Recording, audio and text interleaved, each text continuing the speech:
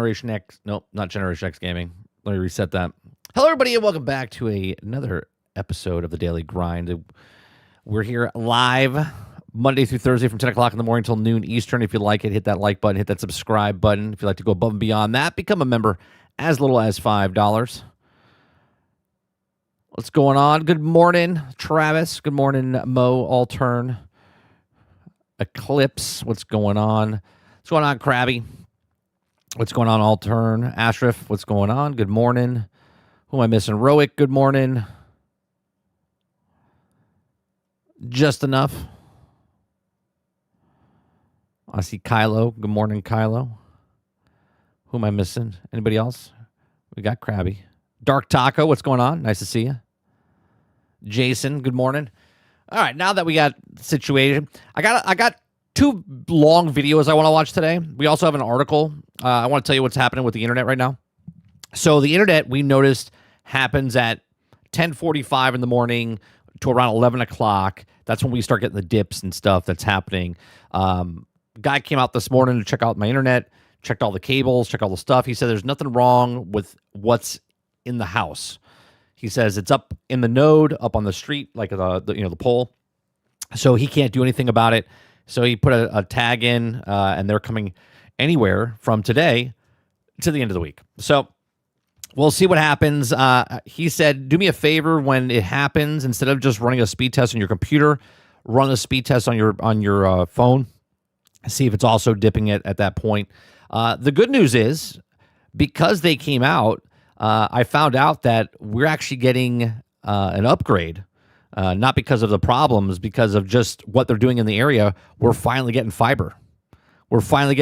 So sometime early next year, we will be getting either 500 up and 500 down, or 1 gig up and 1 gig down. And that, to me, is fantastic, because then I can multi-stream to multiple platforms stable. So, we'll see what happens when it happens there, or when that happens.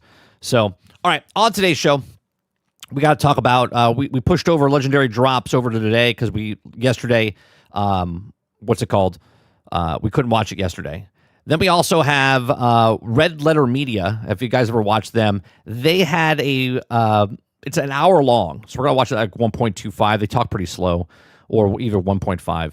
But they talk about AI slop. We always talk about AI stuff. So I watched the first couple of minutes of it, and I was like, you know what? Let's watch that on the stream. And then we also have this article. The first article here is former PlayStation executive says, I'm assuming it's Sean Layden, because it's always Sean Layden. Anytime they say PlayStation executive says, or ex-PlayStation exec says Sony, Microsoft, and Nintendo, it's got to be Sean Layden. So former PlayStation executive says Sony, Microsoft, and Nintendo must learn from VHS victory over Betamax if they want to truly expand the console audience. Okay, so if you guys like what I do here, we do this Monday through Thursday from 10 o'clock in the morning until noon Eastern. If you like it, hit that like button, hit that subscribe button. If you'd like to go above and beyond that, become a member as little as $5. All right, so PlayStation, if you guys haven't noticed, they're also talking about how console prices are going up again. I wonder if he brings up the prices in here at all, but let's see if it's Sean Layden. Video game console sales cap out each generation at around 250 million. Isn't that amazing? It's in print now, right? See how that is? We actually had to do the legwork, over the years and go to that breakdown and argue with people in chat when I tell you that they only have 250 million people that buy consoles, and that is 250 across Nintendo, PlayStation, and Xbox. And everyone's always fighting, the console wins and this and that. So there it is. Video game console sales cap out each generation around 250. And we know the only generation that didn't do it was back in 2008 when the Wii came out, the 360 and the PlayStation 3, and it was like 273 million. And that was, that was like the best of the best. Ever since then, it averages around 250 million, right? Mike, nobody will listen anyway. That's right. Nobody will listen, but I'm going to speak anyway. So by learning a crucial lesson from the videotape format war, one former PlayStation executive has suggested, speaking on the Pause for Thought YouTube channel, Sean Layden, there it is. Of course it is. We got to make a song about Sean Layden. All right. Former boss of Sony Interactive Entertainment America said that the console video game market has hit a limit and significant changes needed to be expanded beyond it. Amazing. It's amazing how now that the ex-PlayStation executive told you that 250 million, it's hit the cap, when small guy on internet with less than 3,000 subscribers says it for years and years, everyone's like, this doesn't make sense. You're full of shit. You're just a hater. And yet, here we go. Guy that's a multimillionaire that was part of the company finally says it. Okay, he says we're talking about gaming as being this $250 billion industry, which has hundreds of millions of users, which it does. He began, but of course that includes that you're also playing Wordly or you're a gamer. If you're playing Candy Crush, you're a gamer in that number. But the number decrete a console sold over any particular generation cap out about 250 million. If you lined up all the PlayStation 1s, Sega Saturns, the N64s, and you go by generation, it's all about 250. The one time it popped to almost 300,000, settled down, it was only 273, I know the number, was the generation that had Wii. And people thought it also could buy the Wii Fit and lose weight. So we got some non-traditional gaming audience to buy into gaming industry at that time. But it wasn't an anomaly, and it was still kind of flattened out. So we need to crack that cap, that barrier. Okay. He says, but how? Layden said that the video game industry could study the past as it looks to the future, in particular, Betamax lost to VHS in the videotape format. You know what's funny? Betamax was Sony. Sony Betamax, what a great example that he just brought up, right? There was the VHS, right? VHS Betamax war. And VHS, oh God, this is such a good, what a great example, okay? Betamax was a superior quality over VHS, but VHS could play anywhere on multiple devices because other people were making the devices, where you could only watch Betamax on Sony devices because it was proprietary to Sony. Okay? So think about that for a second. Okay? Think about that for a second. If you look at the player of Sony Betamax compared to the other platforms out there, which VHS came out and said, we're going to make our own thing, and multiple people, you could buy different VHSs. Sony lost that. Sound familiar?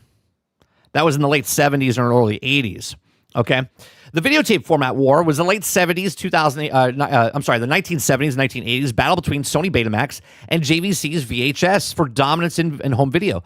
Recording with VHS ultimately win due to the longer record times. Longer record times. Not because of the porn industry, okay? The key partnership with the movie studios making movies available for rental/purchase on VHS more readily, despite Betamax often having slightly better initial quality. Betamax lost to VHS for one reason only, that VHS licensed its format across many different manufacturers. Imagine that. Again, I'm just making a reference here. One platform to play this proprietary thing, or the other thing that you could play on all these other devices that people were making. So basically, wherever you wanted to watch your VHS tape, you didn't have to buy a JVC. You could buy any company that was making a VHS.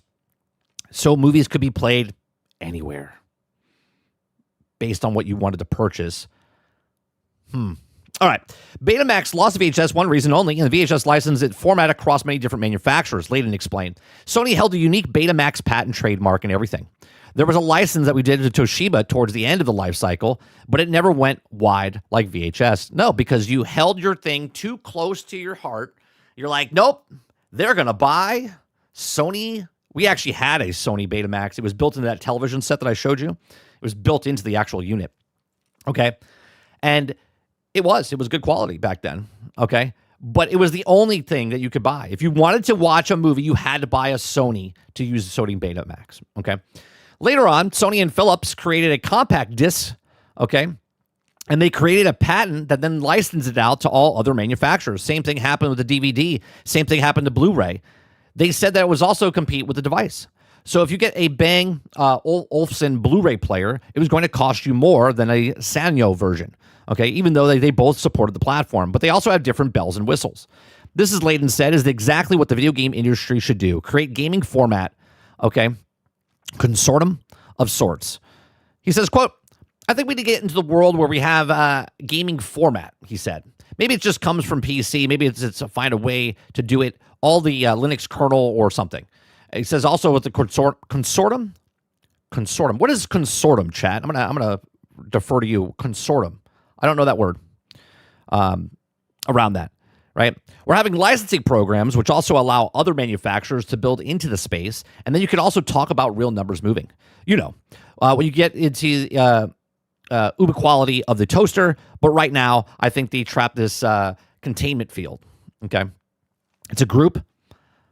Is that what it is? A group? Okay. Following Layden's thought here, he says, I would require Sony, Microsoft, and Nintendo to come together to agree upon a singular gaming format that means all video games play on all consoles. Almost like a digital game. Oh, wait, they're already doing that, right? Microsoft is already doing this. The two people that are not doing this, right? Steam's doing this, digital, right? Xbox is doing this where you can buy a game, like, for instance, if you bought Arc Raiders, you can also play Arc Raiders on your PC, right? Play anywhere type of thing. The cloud is also doing stuff like that, so it doesn't matter if you buy a game or not. It's just on the cloud. You can play it anywhere you want, right? Somebody's doing this, and the others are not yet. Okay. It says that Microsoft and Nintendo coming together and also picking a singular for console. Not only that, but any company would also be able to try its hand in making a PlayStation or an Xbox and compete with the first-party console manufacturers in the market. Sort of like what Asus is doing, right? Instead of Xbox making the hardware, Xbox said, hey, Asus, would you like to make a device that can run our games?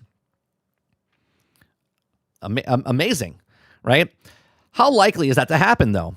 Maybe there's a world in which Microsoft does something like this with the Xbox, given its current multi-platform policy for video games. I think Layden is a little confused here about how technology works, right? Because we're not interested in buying a piece of hardware to play the thing, right? Here's where Sony also messed up, and this is another example.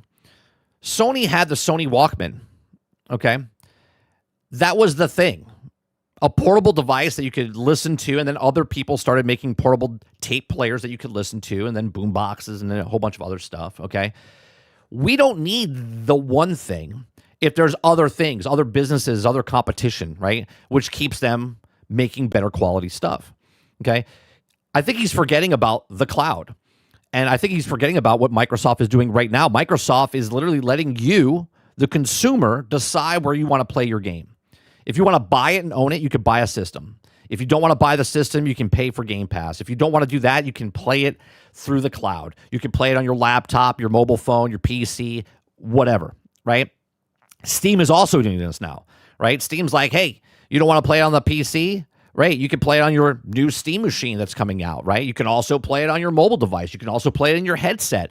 You can play multiple Steam games in multiple places right now as well, right? So these two companies understand where it's going because the consumer, as they keep raising the prices for the PlayStation and the Xbox and the Nintendo, yes, you're going to have people that pay $700, $800, maybe $1,000 for a console, but that's going to be the minority, right? As the stated in the very beginning, there's only 250 million people, okay, that are buying, and again, that's overlap because you probably own a PlayStation or an Xbox or a PlayStation and a Nintendo or an Xbox and a Nintendo, right? You probably own more than one system. So there's not 250 million people. There's probably around 175 to 200 million people, okay? And they also own all three or two of the devices, okay? So trying to do this is a hamster wheel, basically. They're not getting any more people. Hence why they have to go other places. Hence why Xbox is getting in the mobile device. Hence why Sony is going to mobile and trying to get into stuff like that. Okay. It says, how likely will that happen? Maybe it's the world which Microsoft does something like that with Xbox, given the current multi-platform policy. Sony releases some of its games on PC and with Helldivers 2 finally on Xbox. But it seems that along way with the blanket multi-platform policy, Nintendo is perhaps the least likely of these three to join forces of the console rivals. You've always needed a Nintendo console to play The Legend of Zelda officially. I like how it says officially. Okay. And I can't see the next mainline Zelda game coming out on anything other than Switch 2 when the time is right. Until they finally figure out that, hey,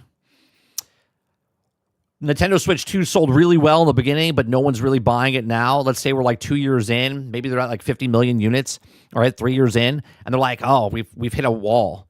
How do we do this? Maybe they launch Zelda. Maybe that gets other people to come in for Nintendo. Maybe. Okay. Or they go, you know what? I think it's time. Because Xbox is doing this, Steam's doing this, Netflix is in the gaming space, Amazon's in the gaming space, Sony's now doing the same thing as them. We're the only ones left over here. It's not working out for us. And down the line, maybe, just maybe, Zelda will come over to it, right? It says, essentially, it would mean that the true death of console exclusives. For now, though, console exclusives remain a thing. Layden insisted, I don't think every game has to be on console exclusive. I don't think every game should be a console exclusive, but I do expect the fact that you're also going to have a platform companies like Sony and like Nintendo largely, and Microsoft is more of an Xbox everywhere, anywhere, and there's also a huge value of the brand having a strong exclusives, okay? When you start, I mean, look at Netflix, where Netflix is today, okay? There wasn't a time when Netflix first came out that you thought, oh, Netflix is going to have movies day and date on. Like, we didn't think about this.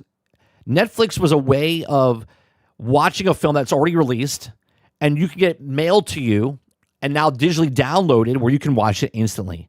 Okay, so you didn't have to go to Blockbuster anymore. You didn't have to go to Redbox to pick up a disc, right? But now we don't even think about it. We're like, yeah, Netflix, right? You don't even want to go to theaters anymore. Okay, so again, this is the horse and buggy, right? Horse and buggy, never going to lose that. And then the car came, and then people don't use horse and buggy anymore.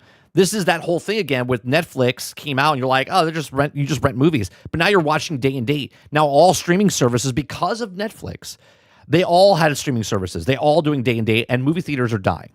Okay, now Microsoft is the first one doing what they're potentially trying to do with games everywhere. Okay, and as people get used to it, and as people understand that they're not going to own a game, they're just going to rent a game or pay a monthly fee, more and more people are going to be okay with it. More and more people have time. They're like, you know what? I don't have a house. I don't have bookshelves to put stuff on. I just want to rent my stuff. I just want to get the monthly fee. Okay, more and more people are going to be okay with this, and then the industry is going to shift. And you're not going to have a traditional console. It'll still be there, like a record player, like a movie theater, okay, like the iPod or whatever. But really, you use Spotify. Really, you use Netflix. Really, you're going to be using a streaming service of some time. If it's through Sony, if it's through Xbox, if it's through Nintendo, and that's what you're going to be doing, right? If Mario starts showing up on PlayStation, that's the apocalypse, right? Cats and dogs living together, and the same goes with Nathan Drake on Uncharted. They're making a platform sing. Currently, Sony and Microsoft and Nintendo are still very much in the business of making video game consoles and play only games related. Well, Microsoft, I would say, is in the game to make games, not actual consoles anymore. Sony's plotting an inevitable of PlayStation 6. Microsoft is committing to releasing the next-gen Xbox, although it sounds like a PC console hybrid, and the Nintendo just launched the Switch 2. Perhaps the Switch 3 will follow. Okay, but I think what he's also not looking into is that, again, 250 million people are the only ones that buy these consoles. So if the 5% every year or every time a console comes out buys the brand new PlayStation, buys the brand new Xbox, buys the new PlayStation 5 Pro, buys the next Switch 2, buys the next Xbox 6, or I'm sorry, the Sony 6 or next gen Xbox, is going to be the small minority. But everybody else is not going to buy it. And everyone else that's not buying the system is going in some way, shape, or form going to give them money either by cloud, either by streaming service, or whatever, okay? And that's where it's going. But here's my thoughts. Let me know yours in the comment section down below. Where do you think Sean Layden has a point here about what happened with Sony Betamax and the VHS and that they need to put games everywhere? Let me know in the comment section down below. Please make sure you share, like, subscribe, and if you like what I do here, check out some other videos. Thanks for watching. All right, let me see what you guys are saying here. going on, Super Dave? What's going on, Jesse Mack? PS5, what's going on? Good morning. All right, let's scroll back up. Big Mo says, sounds familiar. Sincere says, I remember the Betamax units. I preferred them over the VHS back then, too. Yeah, they had better quality. But they lost the war because VHSs were more affordable, and there was other people making it, and you didn't have to buy the one box to watch the thing. Let's see here. Altern says, what you're saying is that the PlayStation 5 must play corn videos. Wink, wink. Jesse Mack says next generation consoles might be delayed until 2030. That's fine. Even if they come out in 2028, I probably won't buy one until 2030, if even I buy the next console. This is so nail on the head, bro. Krabby says, now I wonder if you should also have bought a Pro before I went up in price. That thing is going to be $800 soon without the disk drive. Isn't that crazy? Isn't that crazy that we're getting... We're later in this life cycle of these consoles, and yet for some strange reason, it's going up in price. Right? Did you hear that Microsoft's just sitting on RAM? They're not using it. They're waiting for the centers to get up and running. So they have stuff, and this is why makes sense. This is why they're not selling consoles. This is why they're not selling consoles. Make the problem, sell the solution. The problem is they need all the RAM they can get. Right? The problem is that they need all the RAM they can get so they can do the AI stuff. The problem is that they need to keep all this stuff, and they're like, we're not really selling stuff anyway. But the solution is, hey, if you want to buy an Xbox, you can still buy an Xbox. It's still out there, but you have to pay $700 for it, $800 for it. And, if you don't want to buy the console, then you can pay $30 a month. It completely makes sense now, doesn't it? Jason says, why doesn't my console play VHS? I think it's too thick. I think that's why. Eclipse says they learn with Blu-ray, and they learn with Blu-ray. VHS did have more storage space, though. You could put 2 to 3 movies on the VHS tape.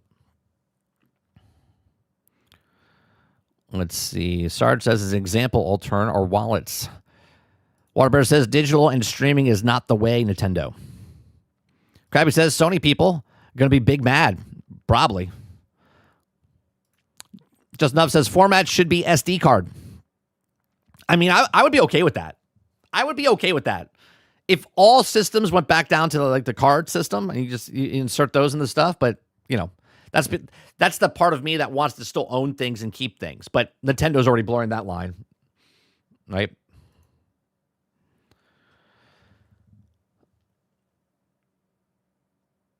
Let's see what else you guys are saying. Drummond says, good morning, 30. I have the same headphone question.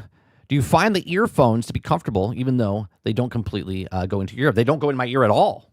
They hit the temple, and I actually really like them. I forget they're actually on my head. I have problems with like wax buildup and stuff in my ears, and I don't like it that I have stuff in my ears, especially when I'm working, because I don't know if someone's coming in the door or not. So I really like these. I only had them for about a week now, and I'm loving them. Now these are the mid-grade ones, but I really like this because it also like you can't hear anything unless they go on your actual your head. So like if I'm around someone or and they're talking, I can still hear them talking, and yet I'm still listening to music or a podcast and stuff like that. So I love them so far. Let's see. Scrolling. They're now Netflix original content available on Prime Video, direct competitor. Yeah, because they want you to watch their stuff no matter where. Jacob says, I've seen the Facebook Nintendo buying Xbox hoax. Wait, seen the Facebook Nintendo buying Xbox hoax? No, I haven't seen that. That's the first I've ever heard of it. He says Microsoft tried to buy Nintendo, and Michael Jackson was in the process of buying the Marvel catalog. Well, I remember Michael Jackson trying to get the Marvel catalog. I don't remember Microsoft trying to buy Nintendo. I know. Oh, wait. Wasn't it like early 2000s they were doing that? East? Is that correct? I can't believe Netflix was interested in buying like Disney recently. We've had conversations in the past talking about like if Amazon wanted to buy someone big or whatever. Like in 2012, Apple was rumored to be buying Sony because Sony was having problems. I think it was 2011, 2012. Sony was having problems. They had to sell some stuff off. That's why they sold the rights back to Spider-Man for like merchandise, but they didn't give the rights back to Disney or Marvel, I should say, because of they still have the film rights, but they gave back the rights for all merchandise, right? So they were in trouble at one point, and Apple was going to think about buying them. Which if you think about that today, right? Like Sony wouldn't be existed; it'd be Apple versus Microsoft in the console war. It's just kind of weird.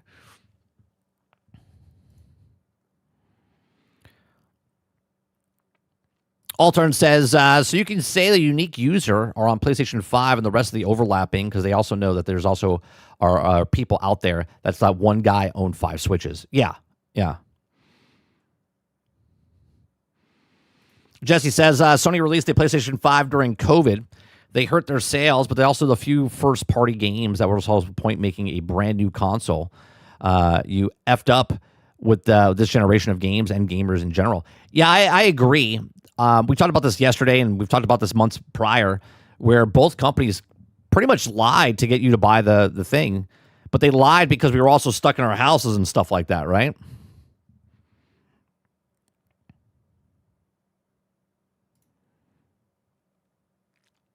Let me see what else you guys are saying. Aku says Sony literally was almost filing Chapter 11. Yeah, back in like 15 years ago. Yeah.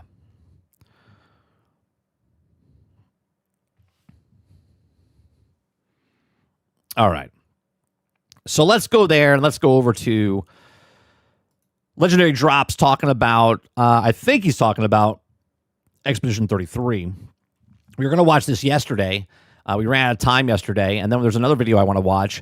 All the news stories I do, all the videos I watch, all the links are in the description down below. So if you'd like to watch this video without any pausing or interruptions and stuff like that, and you want to, whatever, they're all in the links in the description. I do suggest you guys go to their channels, give it a like. I don't recommend people subscribing if you're not really interested in the person's content, but you like the video, because it does hurt their channel if you're a subscriber.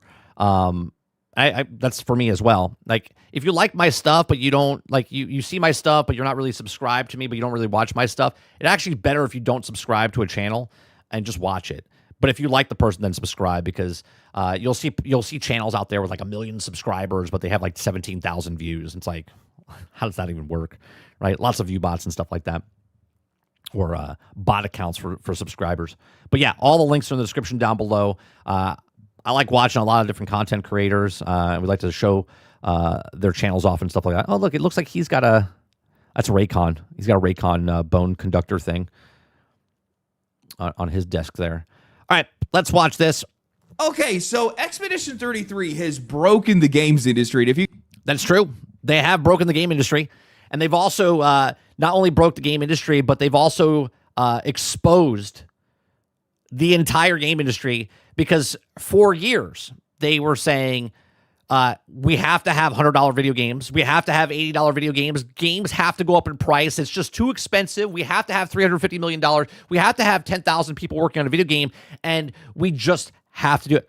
Expedition 33 comes out, $10 million. People didn't even know how to make a video game for some of them. They hired they completely exposed the entire industry. You guys have been keeping up on social media. It has continued to break things. Not only has this independent game coming from an unknown studio gone on to sell millions of copies worldwide, also being universally praised pretty much worldwide, but it has now become one of the most awarded games in the history of video games, standing toe-to-toe. And then what they'll tell you is that, just like they did for Baldur's Gate 3, this is an outlier, this is not what it is. But then you look at other games. Now, I'm not saying Arc Raiders cost $10 million, but Arc Raiders $40. Marvel Rivals free to play. Pow World, it was like $30. Helldivers was $40, right? All of these other games that have come out that are much, much less than the $80 video game or the $100 video game. I'm telling you, man, they're foaming at the mouth more so now than ever that Grand Theft Auto needs to come out at $100. Okay. And I'm telling you, if Rockstar wants to sell the most ever, okay, obviously they're going to sell a shit ton. People are going to buy this left and right. But if they stay at the $60 price bracket, and we've talked about this, $60 for the standard game, and then like maybe $20 or $30 for the actual, maybe it'll be $70, and then $30 for the actual like online with it, and then that'll be $100 total for both packages, right? But man, they are foaming at the mouth. They're like, come on, Take-Two. Come on, Rockstar. You have to give us the $100 video game so we can make $100. Imagine paying $100 for Madden. Imagine paying $100 for Call of Duty Standard Edition, by the way. We're not talking about deluxe or anything like that. Right? This is what the game industry wants. With games like Baldur's Gate 3 and Elden Ring. Now, while it was one of the most awarded games in the history of the medium until some of those awards were stripped from them, it turns out it's not just AAA these guys are threatening, but the entire industry. Quite an insane achievement, if I do say so myself, especially coming from a studio that apparently spent less than $10 million to make. That's crazy. $10 million. That is insane. Their game. And that most of their team found each other on social media, a team that's mostly comprised of people that had never even made a video game before, outside of a handful of developers that were former Ubisoft developers, right, which is just more salt in the wound for AAA as these guys have seen more of their games. People that didn't make a video game before, which means they were just passionate, which is what art is, right? Passion. Right? Phil Spencer talks about this sometimes when he's talking about he wants to get the right people for the right studio to make the right game. Now, corporate doesn't let that happen, though.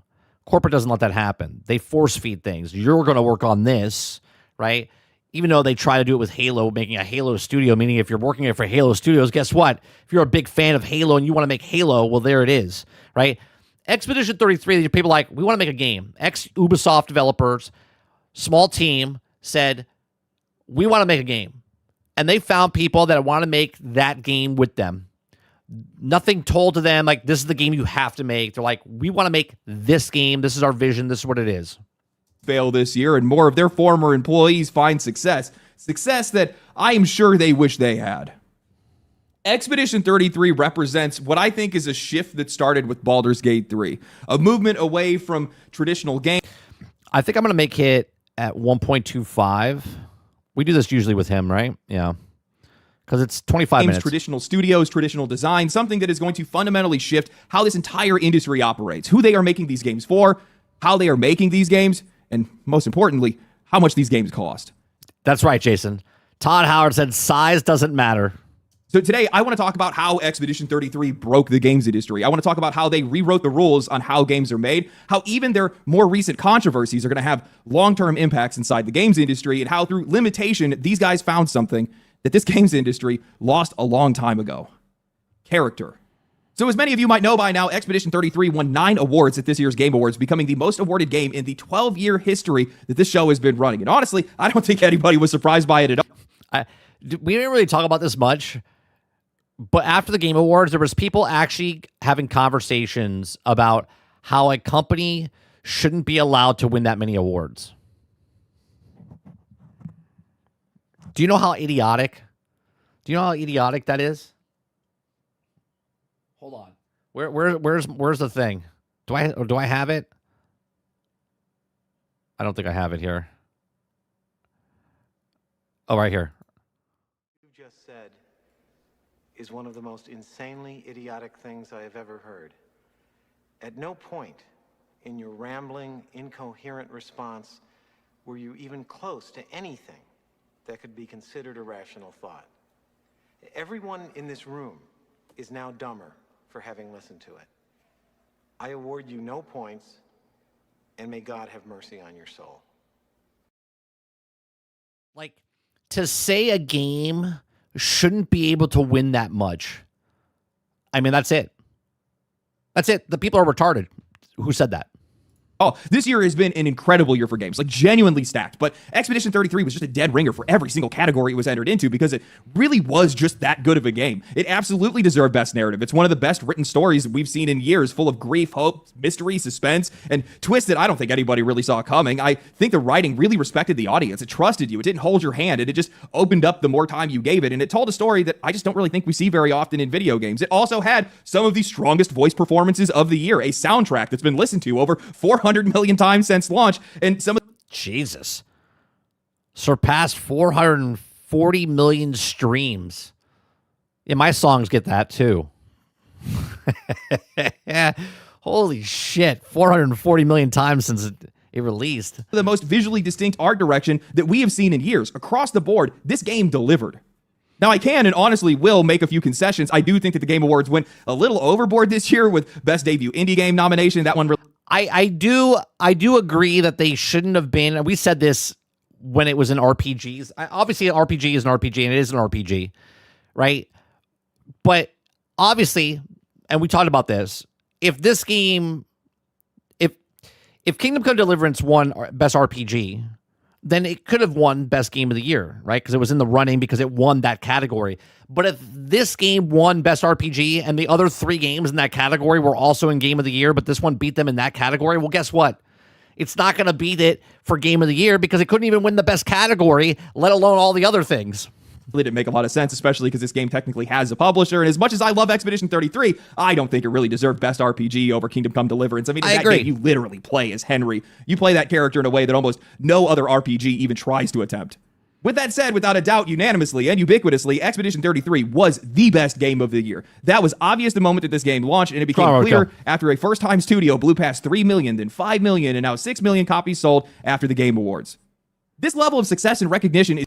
Another thing is they came out and said the actual sales numbers. Unlike corporations that hide behind analytics and say that it's the best-selling game and all this other stuff. It's usually reserved for AAA franchises and industry veterans, not for first-time studios. And that's where Expedition 33 really starts to tear at the seams of the games industry, because in their eyes, this shouldn't have happened. I mean, outside of a handful of developers at Sandfall Interactive, mostly just a couple of former Ubisoft developers, nearly every single person on that 30-person team never made a game before. Hell, most of them have never even worked in the games industry before. The game's writer, Jen, she had never had any of her writing published. She was an investment banker that they found on Reddit. Same thing goes for the composer. Somebody that they just found on a random music site. The game's producer and co-founder came from the French equivalent of Uber, and nearly every other developer on the team is either a fresh graduate or somebody that has never worked in game development at all. I mean, even Guillaume Broche, the studio's founder and creative director, yes, he worked at Ubisoft, but he worked in marketing, not game development. That was not his discipline. He was self-taught. He learned by watching YouTube tutorials, something that he... I didn't know that. I didn't know he was in the accounting department. Meanwhile, Ubisoft's struggling big time. He picked up out of boredom while he was working at Ubisoft. So what we end up with is essentially a ragtag group of misfits making one of the most recognized games in the industry. People who have never been in game development before. I mean, I've even seen claims that some of the game's animators were found on YouTube, and they've never even worked a project. I love that he thanked people. He's like, thanks, people on YouTube. Thanks, YouTube, for teaching me how to be a game designer. Which is such a slap in the face to everybody else that makes AAA games for a living. Full time. And in this industry, none of this makes any sense. It goes against every single convention. It goes against reality in a lot of cases. Or it's just going to come with the same assumption, which is that all of this inexperience and all this lack of investment means inefficiency. And that inefficiency means higher cost. But none of that checks out, because this game that we initially thought was made for less than $50 million was in reality made for less than $10 million. Yeah, we thought originally it was 50 million. I think we said maybe it's as high as 60. GameSpot mentioned this earlier in an article titled Claire Obscure Expedition 33 budget was remarkably small, where Eddie Mockick writes, Claire Obscure Expedition 33 has been one of 2025's breakout success stories in gaming, and it was developed on a relatively small budget, apparently. The New York Times reports that the budget was less than $10 million, crediting the information to the developer Sandfall. The report added that the team... The PlayStation 3 was still sold for like $600, which is still way expensive compared to other systems. It was double the price back then, East. Served resources by purposefully... There's no way they would have sold it for $800, let alone $600. Avoiding making an open world setup in favor of making Expedition 33 a turn-based game. Sandfall's Guillaume Broche said that the studio has the right technology to make those games with a relatively small team, and he hopes to see more like it from other studios. Games like this are coming. We are lucky to be early, he said. Broach did not elaborate on what technology he was referring to. GameSpot has contacted Sandfall for further details. Guys, I have been ripping into the games industry for the better part of a year, talking about how these studios do not need to be spending $300 or $400 million. We've been ripping into the game industry for about a decade now.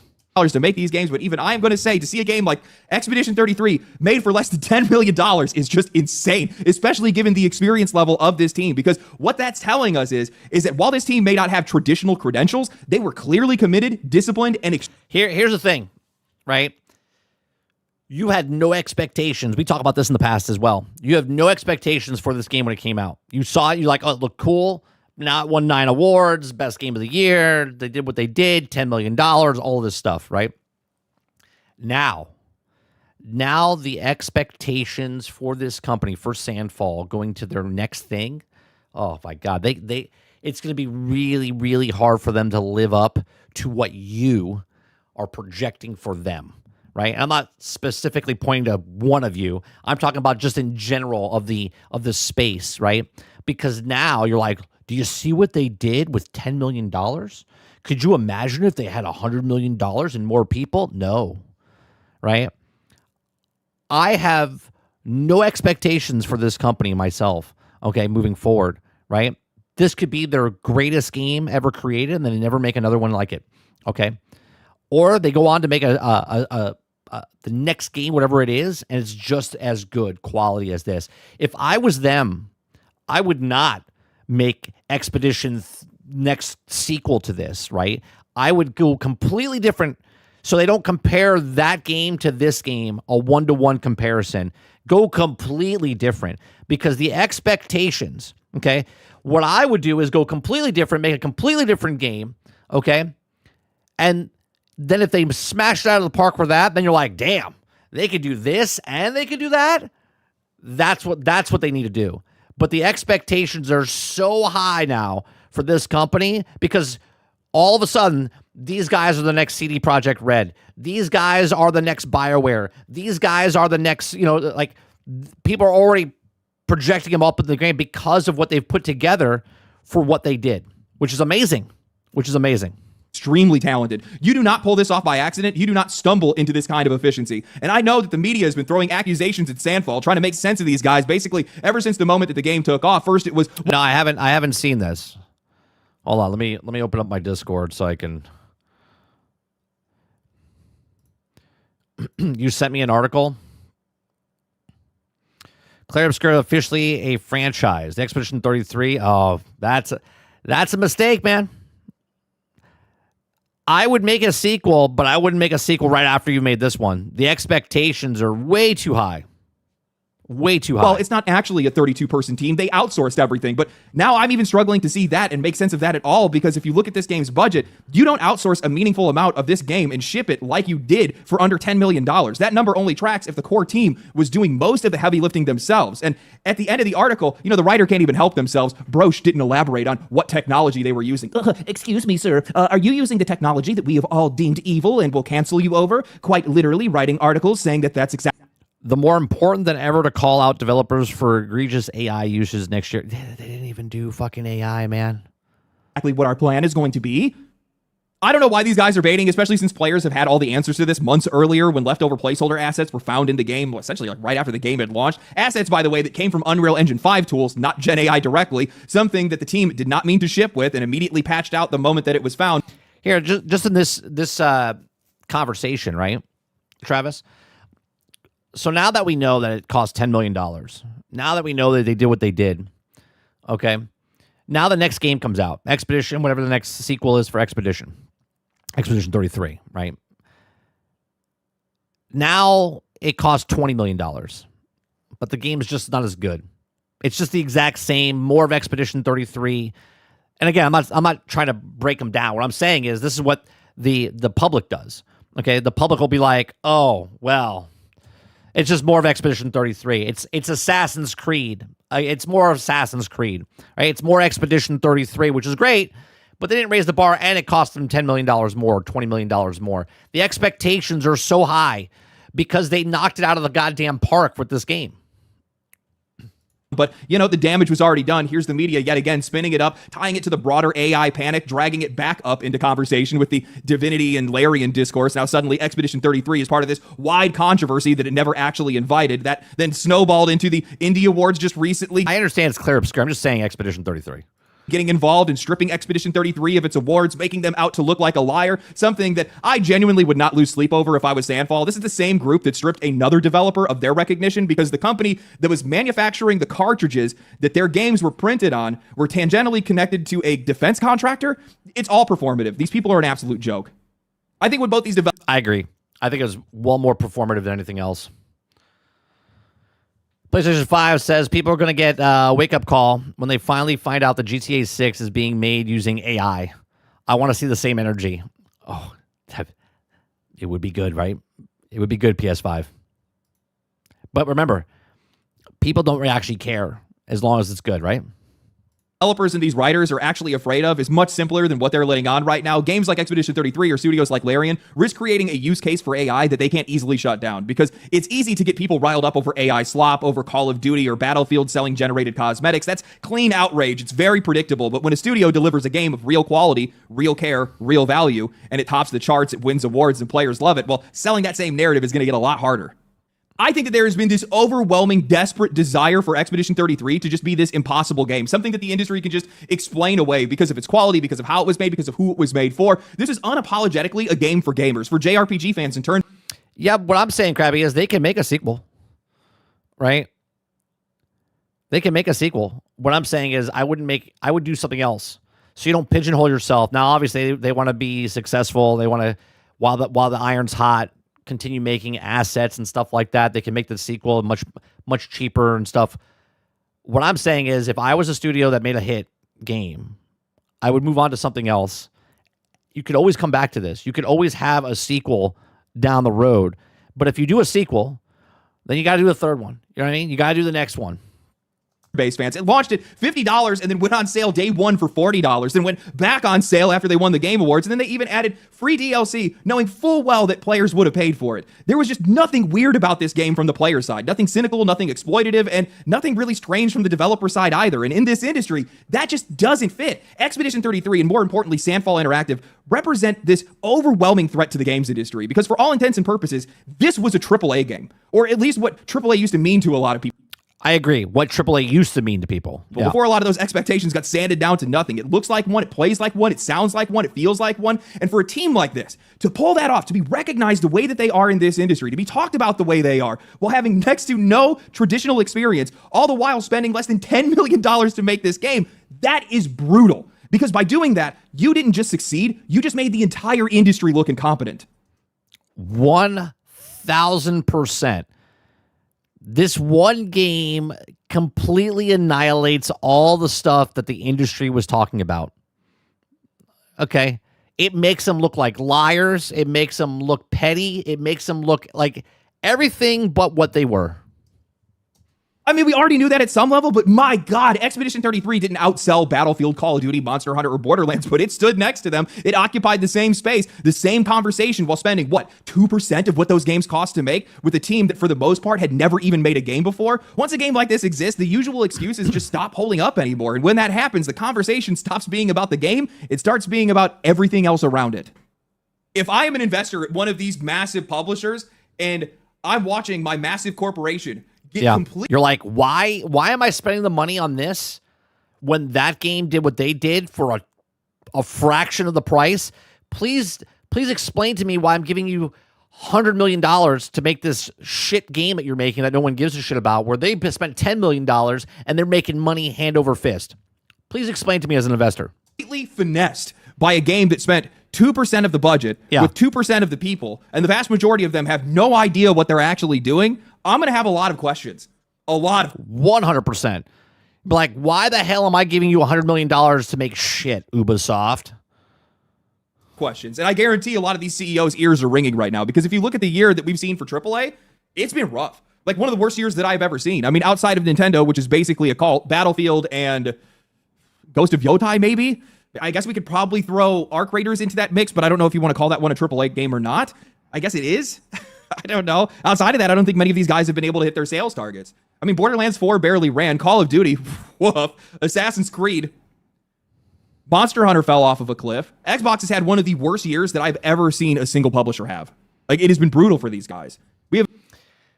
He says that, but yet they're the most profitable, right? And yes, it's because they paid for Call of Duty and they have Activision and they're getting the World of Warcraft money, but they're the most profitable they've ever been.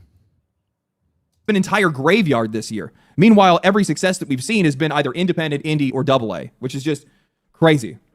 And when you have a game that shows up that's this transformative, this impactful, this successful, and it's made with so few resources, well, these guys are essentially an invasive species.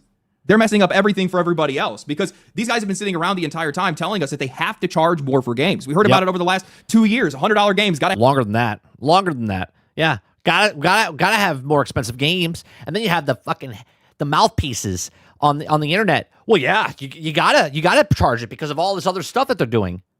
Meanwhile, games come out and they're $40, $50, right? But the mouthpieces tell you that the games have to be expensive. This is a rich man's thing. Has to be the thing. Shut up. What now? Have $100 games. Guys, you don't understand. These budgets just keep going up. Inflation is rising, but then all of a sudden we have a game that comes out that looks better, plays better, charges less, and was made with less money. That completely rewires perception. Yeah. Yeah, so the mouthpieces have to just shift. They're like,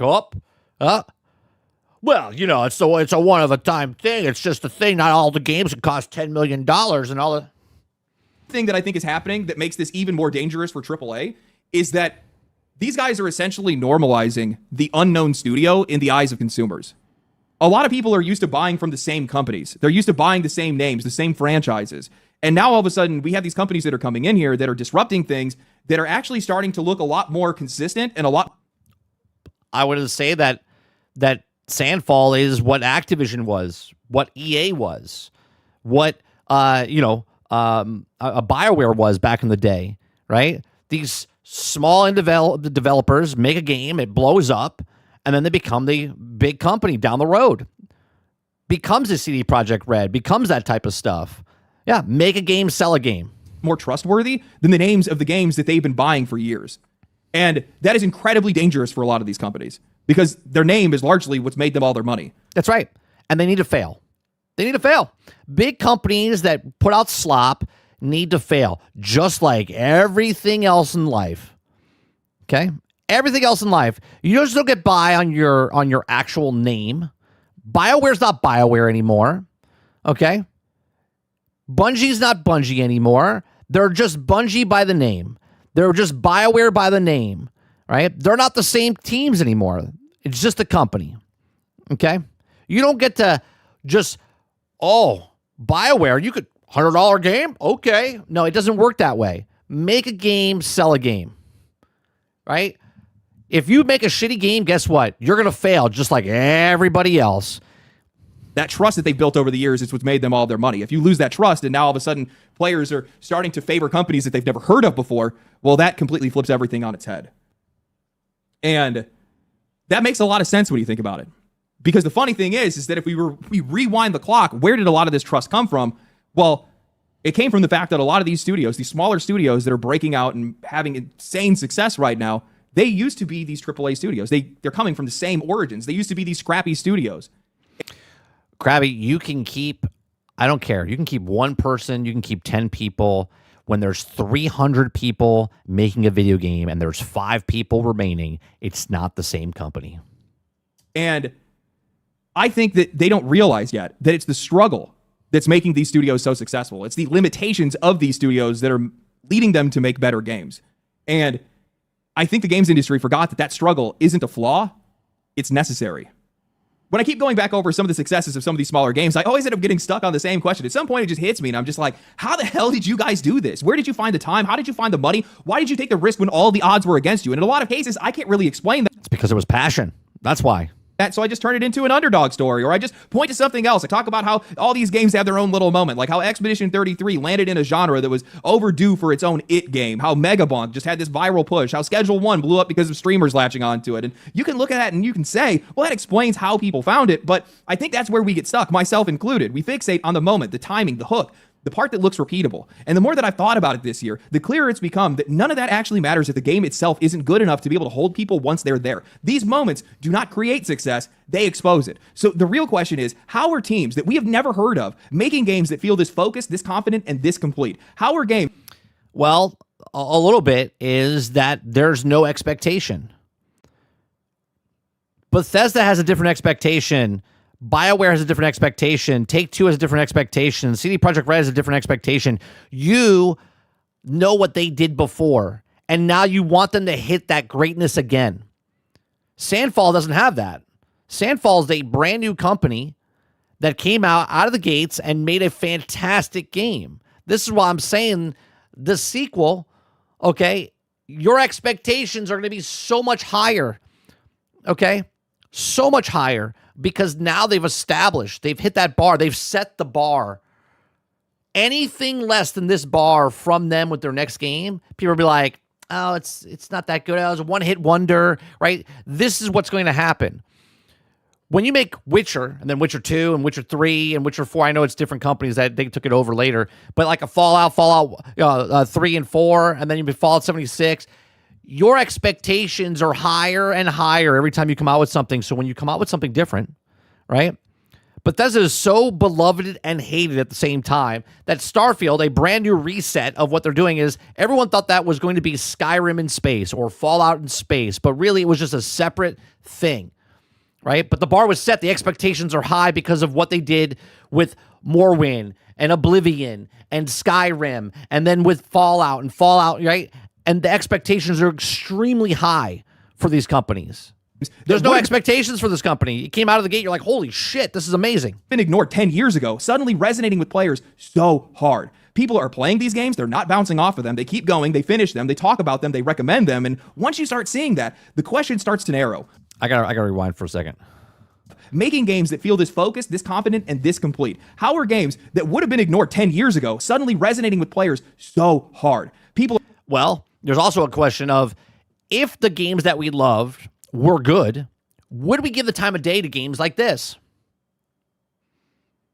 I can't answer that to you, right? If these games didn't suck, would we give these games a chance?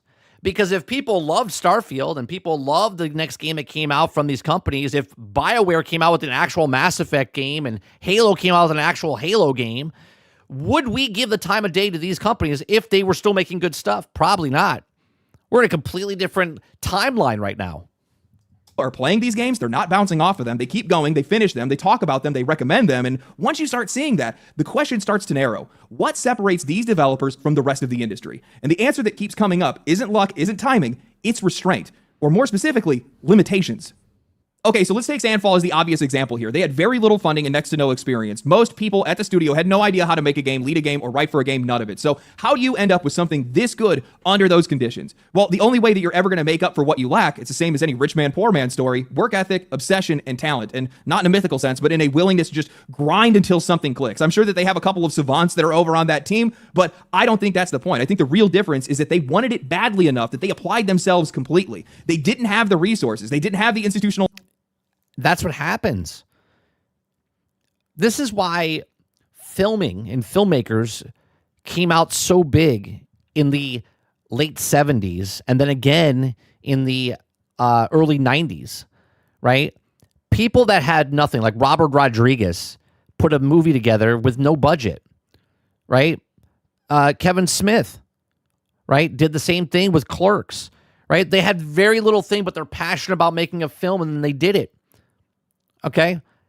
When you have nothing, you'll do anything it takes to make your project.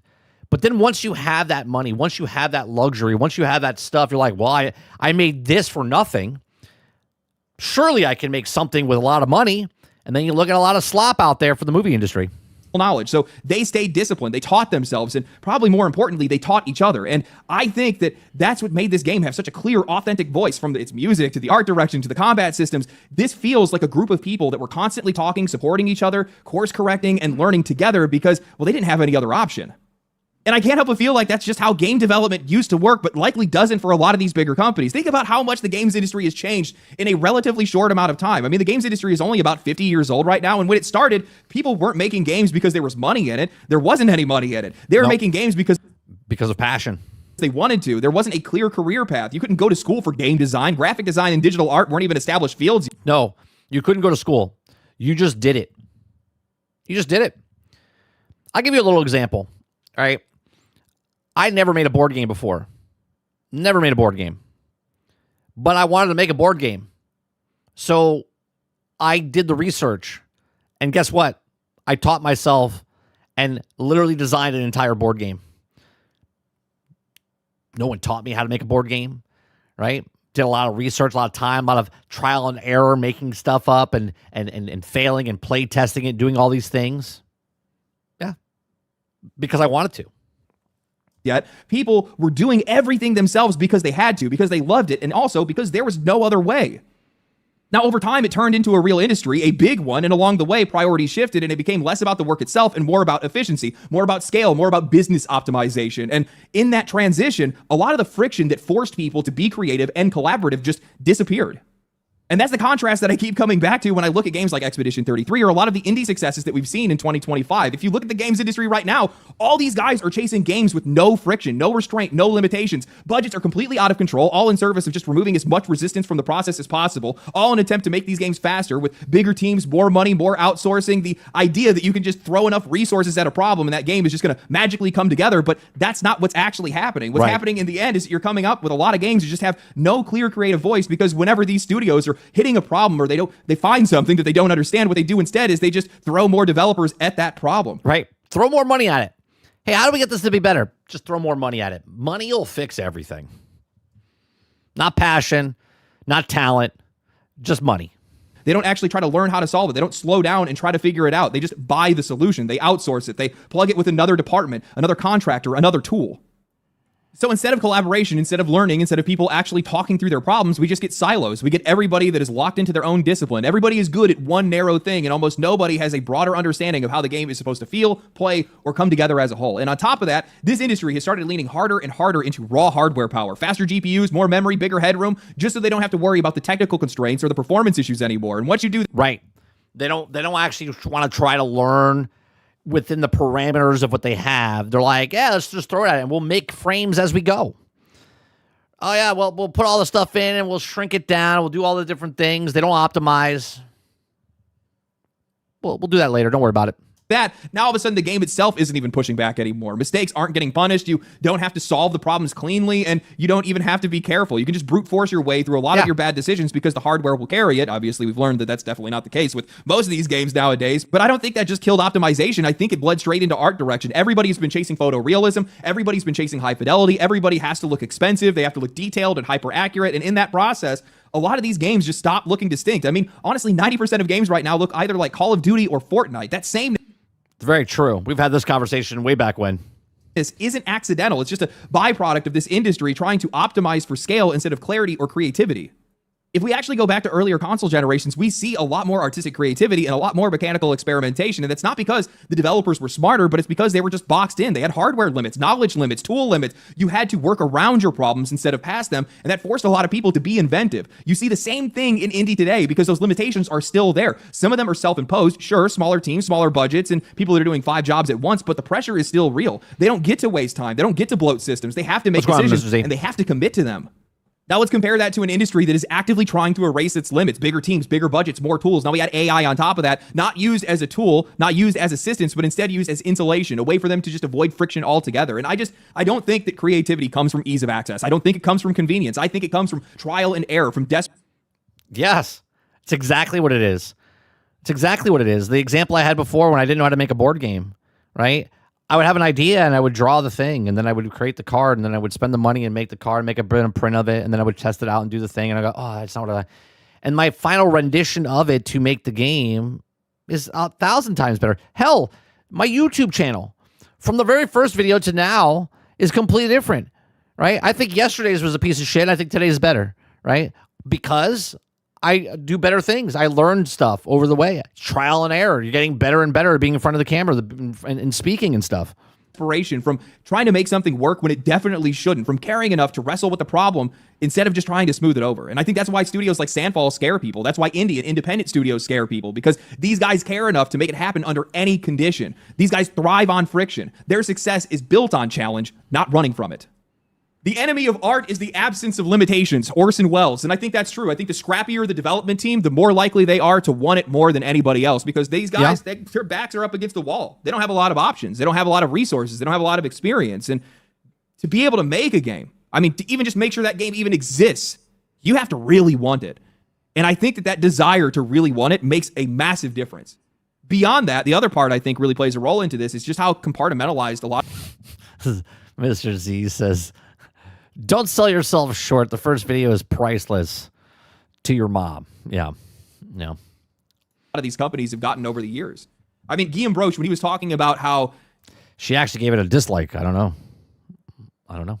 Basically every single developer at Sandfall, while working on How do you know, Mr. Z, that the one person that dislikes my video every day is not my mom? You don't. Expedition 33 had to wear multiple hats. Each one of these guys had to do all kinds of different roles because they just didn't have enough people or enough experience. So everybody was essentially learning every part of game development all at the exact same time. That makes for a much more clear creative vision because everybody has essentially touched every single part of the game. And when you look at the AAA side of this industry, while like these games are consumer products, they are still works of art at the exact same time. And the more you optimize your business and corporatize your business and you compartmentalize all of these different roles within your company, well, now all of a sudden, all those separate roles, whether it's your concept artists or your riggers or whoever it is, you know, your combat designers, all these guys, well, none of these guys are talking. None of these guys are involved. None of these guys even understand one another's positions because they've never even had to work in those positions anymore. And if you think about it, when I look at some of the best games that I've seen just this last year, most of these studios, they seem a lot more like families than they do like companies. And I think that there's something in that. I think there's something in that bleeding over of roles and that collaboration and communication behind a lot of these companies. But I think a lot of it is born from restriction. That's the thing that really set me off. The minute I started... Yeah, I think a lot of people, when you're working for a corporation and not for yourself, there's a lot of red tape, a lot of stuff that you have to stick with because your upper management says something, the bottom line, they're looking for microtransactions, not really looking for anything else. You know what I mean? It's much harder to make a game that way instead of just letting the artists make the game. Thinking about it, I was like, man, that's probably the biggest, clearest difference between these two sides of the industry. One is actively running away from limitations. The other one is thriving inside of them. The more hardship they're under, the better their games come out. And that makes a lot of sense if you think about just the history of the games industry, because most of these studios came, I mean, EA or Activision or BioWare or whoever else, when you start going down the list of all these studios, most of these guys, when they started their studios, they had no idea what they were doing. They had no... That goes for any business. Anybody that starts a business has no idea what the fuck they're doing when they start the business. The first time. They have no idea. Now the person that started two businesses is better off than the person that's never started a business, and so on and so forth, right? If it's a YouTube channel, if it's writing your first song, if it's making your first video game, right? It's always, nobody knows what the fuck they're doing. And you might experience this, right? You might be somewhere working for someone else and you're like, how is this business even staying afloat? Do they even know how to run a business? They probably don't because it's their first business. Clue. They were figuring it out on the fly.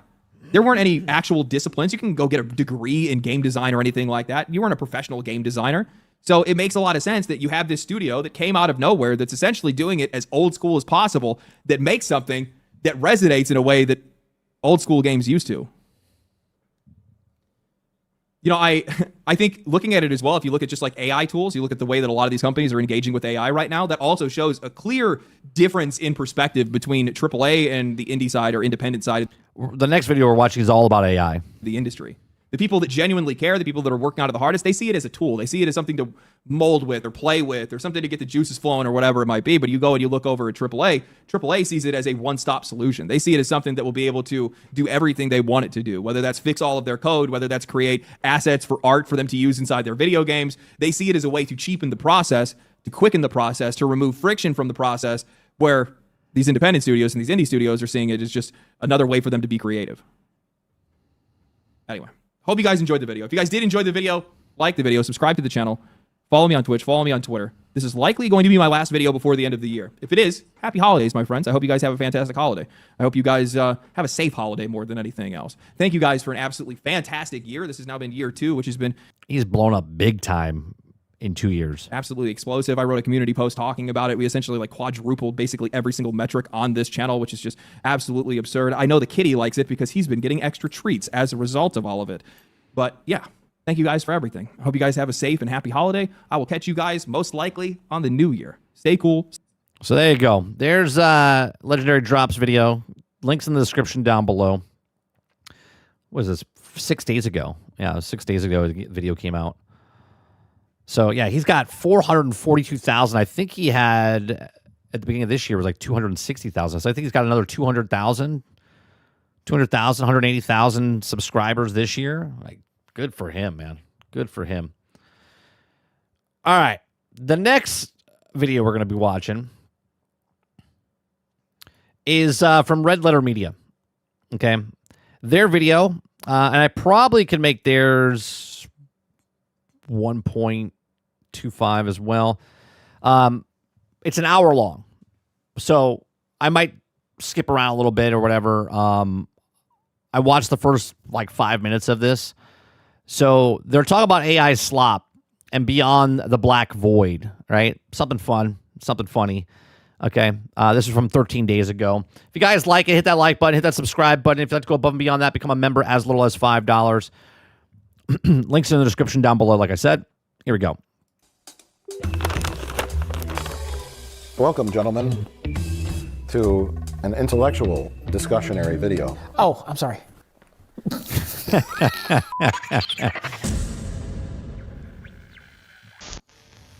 Now, Rich, you can join.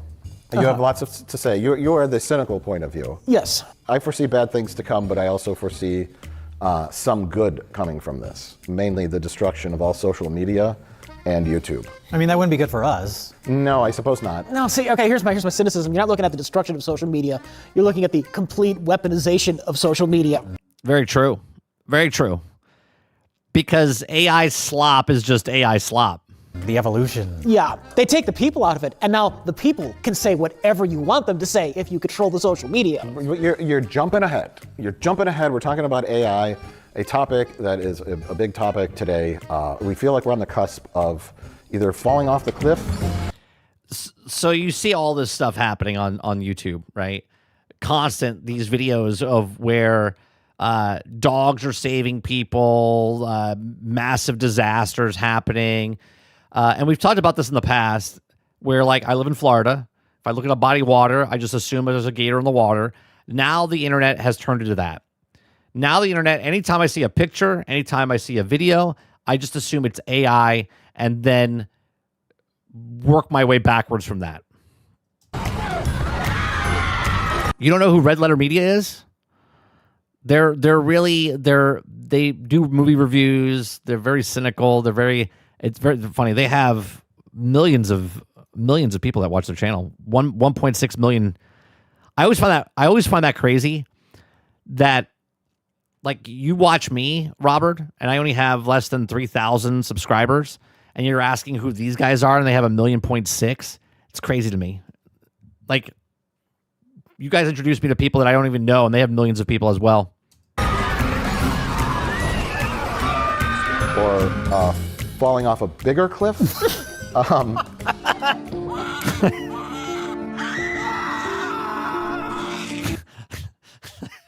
Like, it's like, why? Why did someone make this?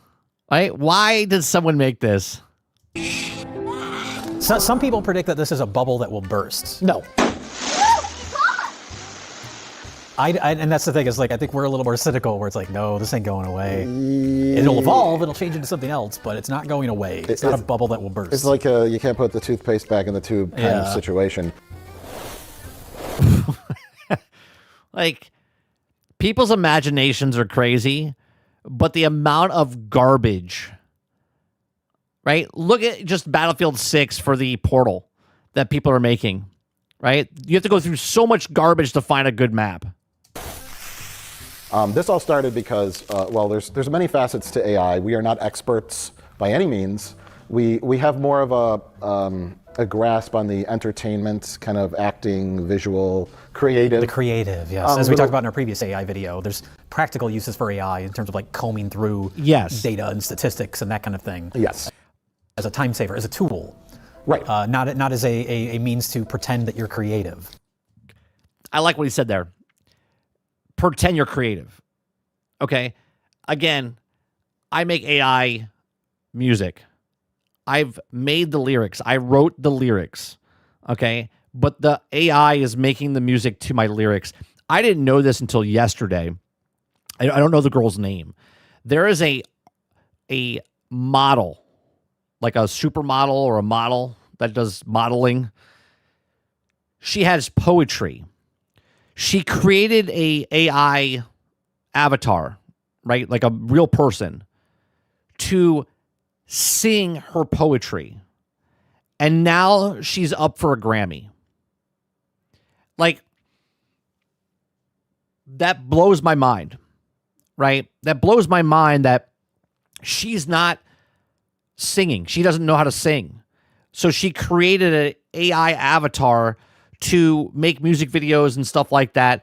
And that person, the AI, is singing her poetry, which is now up for a Grammy. To think that one of my songs could be a Grammy award-winning type of thing is just insane to me because it's AI. I wrote it, but I didn't sing it. So you're telling me now my songs could be up for a Grammy? Like, what are we talking about? Right? I'm being creative in a way of writing, but I'm not an artist. I'm not doing it. If anything, I'm a music producer.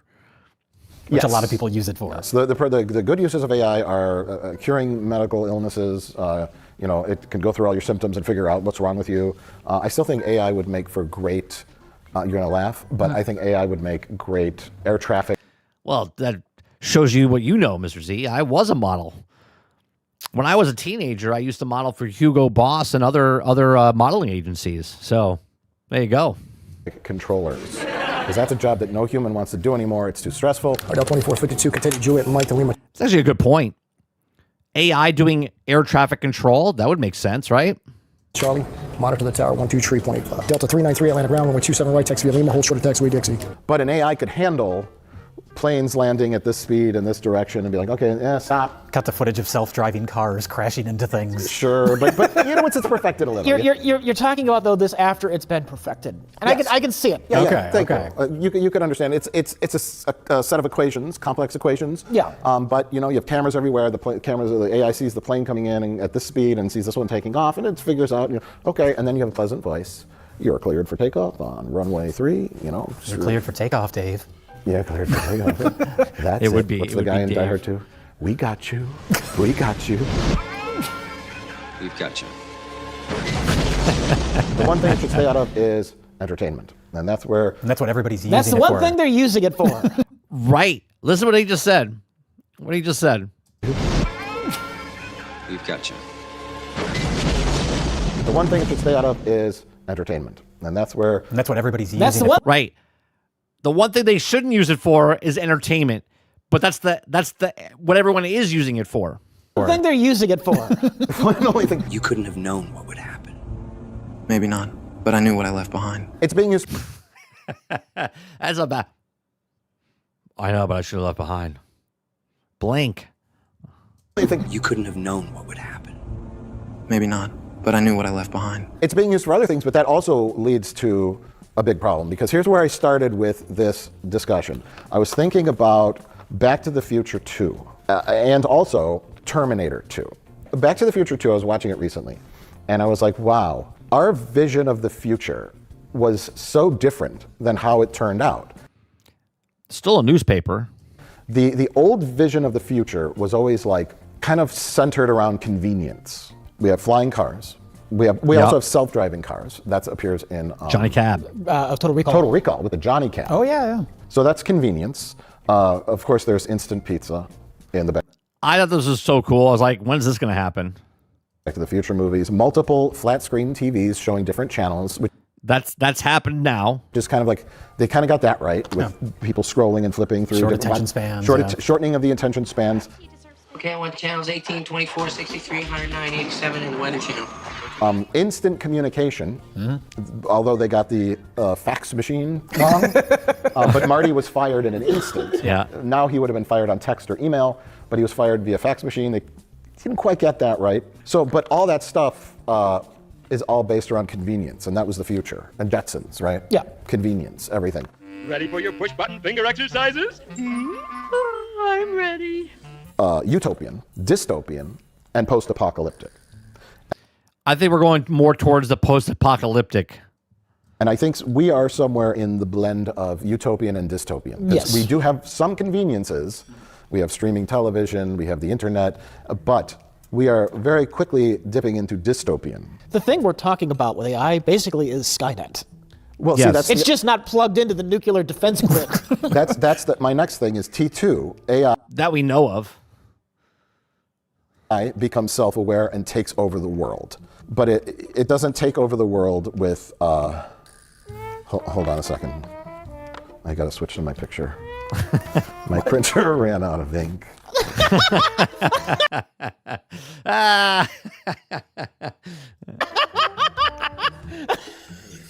This is the person that's trying to talk to you about modern technology. Yeah. Okay. I think you're going to kill Rich. So AI will not end civilization with laser gun wielding metal robot skeletons, but rather AI can cause massive amount of unemployment leading to social chaos. Yes. And that's the real danger. It's not robots with machine guns. So muscles have been replaced. Now intelligence is being replaced. So what remains? Maybe for a while, some kind I never understood why you want to make a robot. We've had this conversation before. Why you want to make a robot look like a human?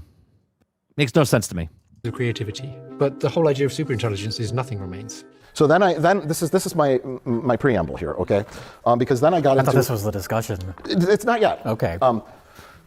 Because you're saying the things that are on my piece of paper. This is before the ink ran out, so I can still read off this. Real life future.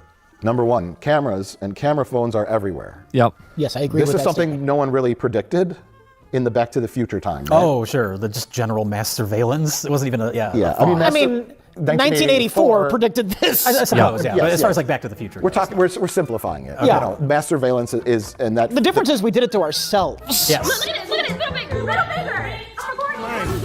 Here's the cops. Here's the cops. I don't understand why everyone films things. I don't film shit. Sometimes I even forget to take pictures when I'm on vacation. Well, I'm pressing charges now. My name is spelled S-A-R-A-H. Sarah with a Ray. Jesus. It's just a coffee. It's just a coffee. Calm down, Karen. Yeah, put me on there. Put me on. She's high.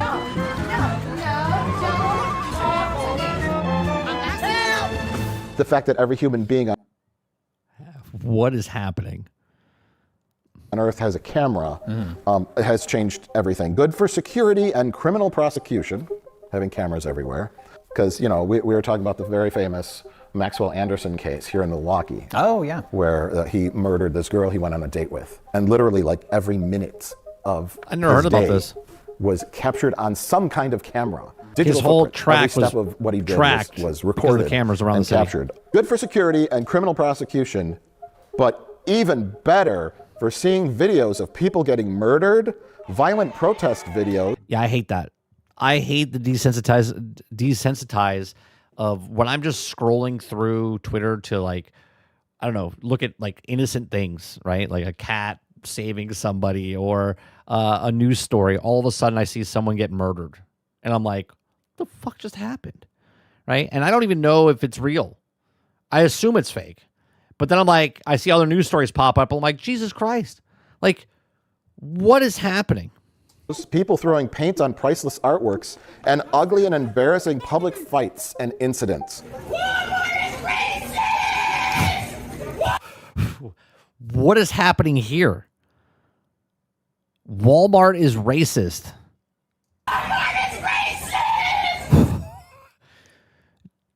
Jesus. What did she do? All which have a horrifying desensitizing effect on the 100%. population. phone off and learn how to Get the out of my face. The dude's in his car. I don't know. I don't know the whole story here. This dude's in his car with his camera up. This guy comes running over to the guy in the car and says, "Get this out of my face." It wasn't in your face. What's happening? So this is also nightmare future, because this is also something that was not brought up in, say, Back to the Future 2. Personal information can get leaked. There's identity theft and doxing. Not can get leaked, will get leaked. Over and over and over. Login information for 16 billion accounts has been leaked online. The private contact details of Australia's top politicians and other high-profile people have been exposed online in a major data breach. Social media nightmare. Everyone is yelling their dumb opinions and fighting online. Misinformation, which includes AI, leading to political violence and hatred. Things you do and say and record are on the internet forever. Oh yeah, I fucking love Star Wars! Which could lead Jesus to Christ. lots of future problems for you. Rise of influencers and influencer culture. Young people turning into monsters. No, my car, bro. What is he? For how I act. I know of this kid. I don't know what his name is. I do know he wrecked his Lamborghini, right? Right? It was his Lamborghini or something like that. No, McLaren. It was a McLaren. Crash looks like, bro, I didn't process what was going on. Everyone's like, yeah, you asked your filmer to film for you. I'm like, I don't know before you said that. Okay, yeah, he was like, elbowing the window. Michael, I just totaled my McLaren, bro. Literally, man. We were trying so hard to get out of there. And the beginning of deep fakes, which is He's tuning out. He's like, oh God, he's thinking about like the world and how it's just going to end. Now an outdated term, and AI, which will only make misinformation worse.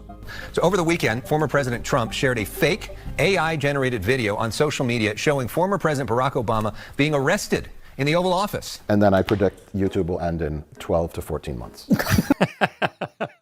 Hold on, let me rewind that for a second. Arrested in the Oval Office. And then I predict YouTube will end in 12 to 14 months. I don't think YouTube will end, but it will change. It's definitely going to change big time. I mean, it won't end. It's just going to be nothing but AI slop. Yeah. It'll be bots posting content and then bots making comments and replies to those. Which is already happening, by the way. Like there's human-owned, bot-created script, video, and then the bots are actually view botting, right? So they're making the content. Well, they're asking ChatGPT to make the content, the script. They're asking them to make a video, the voice, whatever, okay? And then on top of that, they are getting view bots to watch the video that's made by a bot. So that just keeps happening over and over and over and over and over. Because as AI learns, it's just learning from itself now. It's making a copy of a copy. There was a movie, Multiplicity, with Michael Keaton.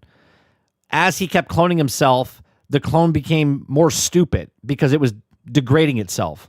Well, that's the thing, though, is like that should be the first thing we talk about is YouTube, because that is our home, and unfortunately, it's what we do, unfortunately. But I was editing this What Our Next video, and I had so much graphics.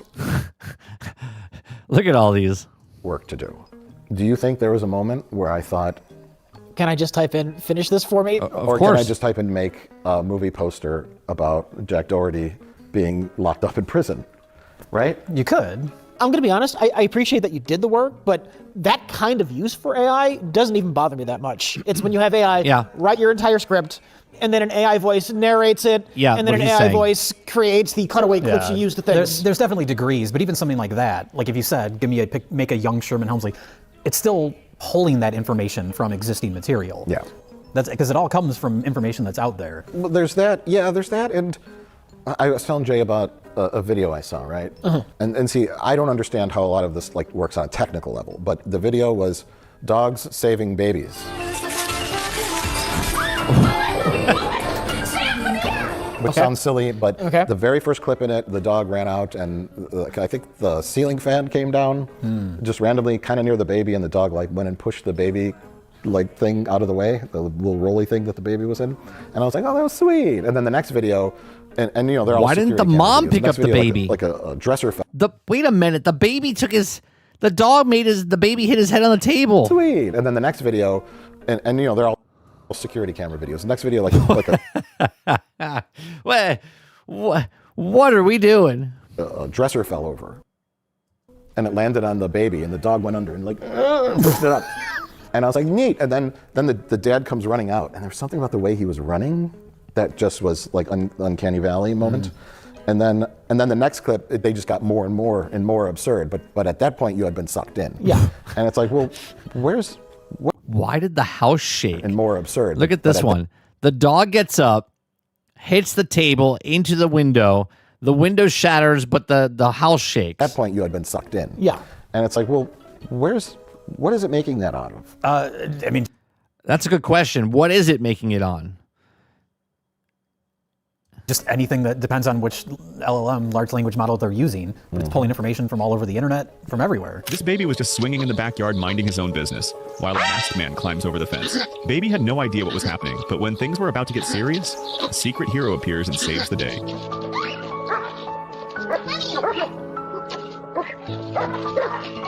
Well, you know what? Since it is so stupid, a plagiarism machine. Here's the ironic thing. You know what might actually save us? Disney. 2 days after this video was recorded, Disney accuses Google of using AI to engage in copyright infringement on massive scale. This is why they signed the deal with OpenAI. If they take some legal action. What we all need to do, like every single one of us, we need to get. 2 days after the article was posted, Disney has signed a deal with OpenAI, invested $1 billion into the company. Sora will now be able to AI generate videos based on animated masks created characters from Disney, Marvel, Pixar, and Star Wars.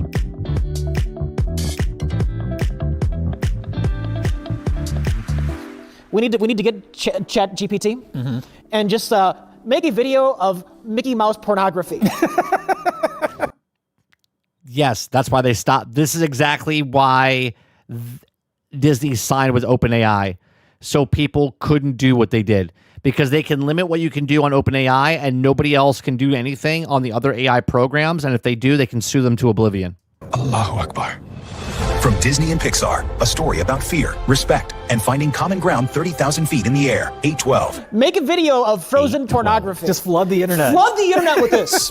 And then Disney will be forced to take their all-powerful Disney lawyers and go after the AI bros.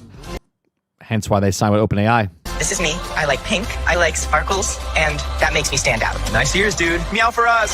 They laugh. They push. Femboy, be your own main character. But I don't want to hide anymore. That is how you fight this.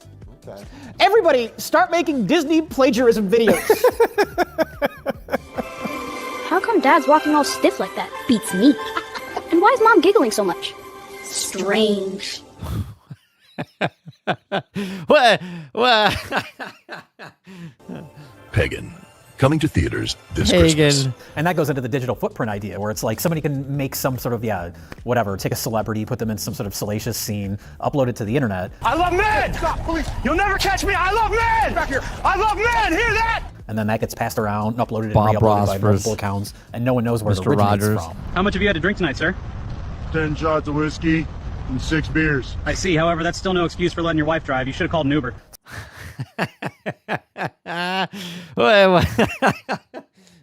So it's like, how do you track that? How do you come down on that person? Because I was sending you a weird trend on Instagram, Rich, is people posting AI behind the scenes videos of famous classic movies. Really? There's a big one for, it's very strange because it's done in a way where it's meant to look like real. Yeah, this is weird to me. The behind the scenes of movies. Now, don't get me wrong. I love behind the scenes stuff. But why would you make fake behind the scenes stuff? Especially like older films. Like fly on the wall behind the scenes footage. There's one for like Home Alone. There's one for Titanic. And it's completely AI. And it's for movies that there is real behind the scenes footage for. But I guess it's to make it look like magical or whatever, because it's all, Home Alone, obviously, all the behind the scenes stuff for that is like low quality. Huh. So I don't know what the intention is, but you'll see it. Yeah, I don't understand the intention of that either. and it's uploaded by like dozens and dozens and dozens of accounts. Yeah. The same video. The Home Alone one was like interesting because it was like crisp, clear, HD. Yeah, and it was that John Williams music to make it magical. And they have the camera on the track, and there's a little Macaulay Culkin like doing the scene, and it's like that. It looks so real. Know that at the time they would have been filming behind the scenes stuff on like a VHS camera, and it would look like it would look shitty quality. Garbage, right? Yeah. I looked at some of those comments. They're like, "Oh, this is really great. That I can see this stuff now." It's always like 50-50. Yeah, and it's like, this is one of my favorite movies. I love seeing behind the scenes, and it's like, yes, the odds of. Yeah, but if it's for clicks, right? Is it being made for clicks to market the movie? Is the account that's doing it marketing? Like, is it the studio making these things so that people? You see what I'm saying, Sarge? It's just, I understand, like, it's a random account doing something, but it's like you would think they would have a reason to make the content they're making, but they're literally just clicking on it for what? Even when they say in their description, like, this is AI generated, nobody reads it, nobody pays attention. Or they say this is an imagining of. Yeah. The Titanic one was particularly funny because the AI always gets Titanic wrong, and this we talked about this before. Yeah. Where they had it sinking backwards. Like what? Stern down? Yeah. You know, the front mast up. And it's like every image on Earth. Why would it get it wrong? If it's taking data from the internet, why would it get the Titanic wrong? Of the Titanic knows it went down by the head and the stern rose up. And it was like backwards. I'm like, how did you get that wrong? Yeah. You're the smartest computer known to exist in the universe. And continues to get it wrong.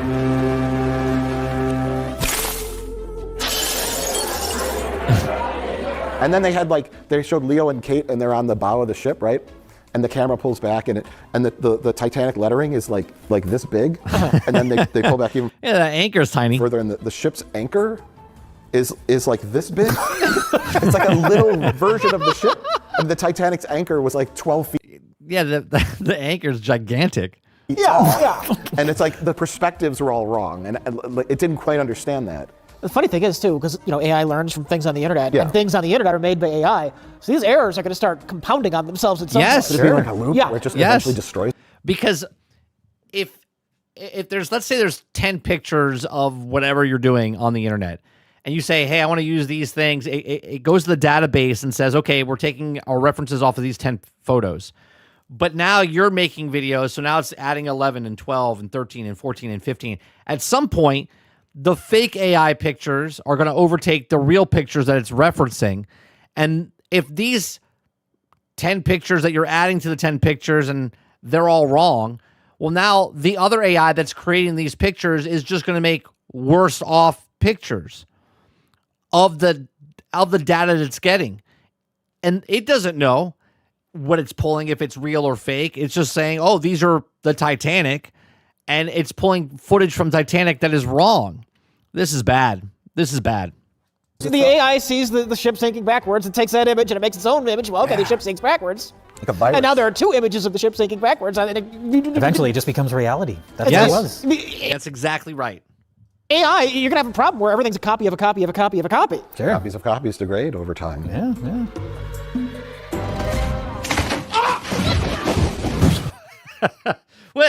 What in the world? Jesus Christ. And do you use ChatGPT when raising your baby? I do. I mean, I feel kind of bad about it because we have this like genius level at everything, intelligence, sitting there like waiting to unravel the mysteries of humanity. And I'm like, why does my kid stop dropping his pizza on the floor and laughing? This is the guy who owns AI, and he's asking questions on how to take care of a kid. Like, yeah. You know, there's different types of AI. I can always hear the AI voiceover. Oh, sure. And I kind of get that. If someone wants to make a video and they don't want to do voiceover themselves because they're just bad at it, they use an AI. A lot of times it sounds like the script, though, is also AI. Yeah, they're funny, though, Mo, but they're terrible. And for every video that's created is one more piece of shit slop thing out there. So now when someone wants to make another video, it's just going to take references off that shitty video that you saw.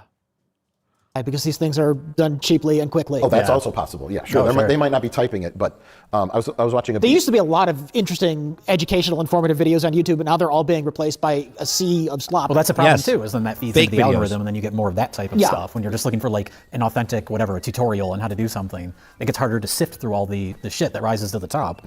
Yeah, and look at when you go to, again, Battlefield 6, and you're going through Portal, or if you're going through Netflix, or if you're going through YouTube trying to find stuff, it's just more and more AI videos being created and shoving down your throat when there's people like myself who are actually real.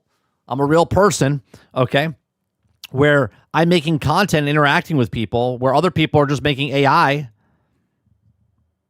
not doing the work, not doing the stuff, just to make a quick buck.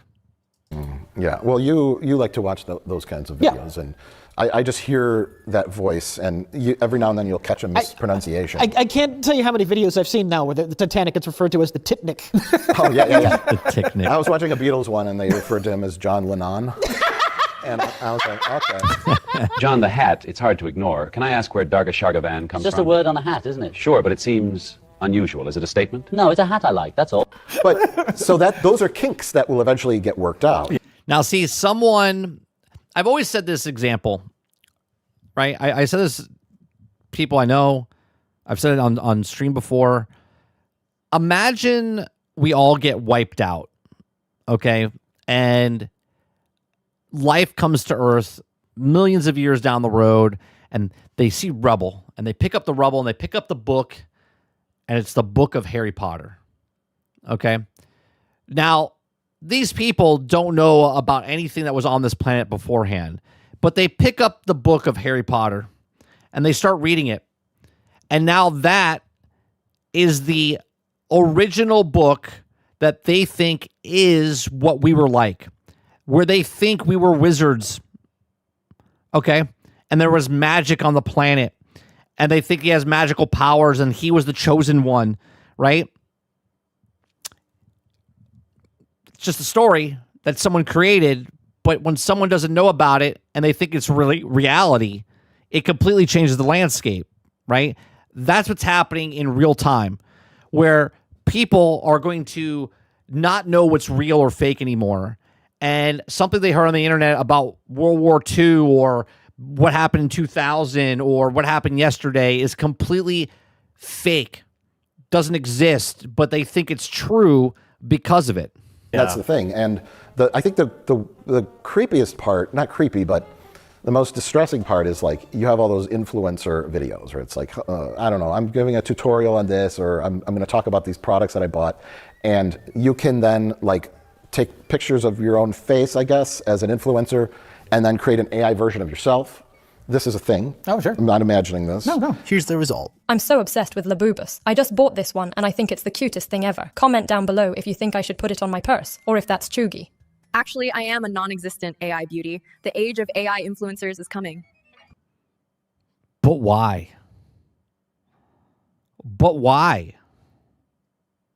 Either write a script or make a video. Don't write a script. The whole point of this, speaking specifically of YouTube, is to make it as easy as possible to make money. Right. The less work you have to do, just video after video after video. Right. Upload, Just slop, dude. cash those checks. Go ahead and select design with AI.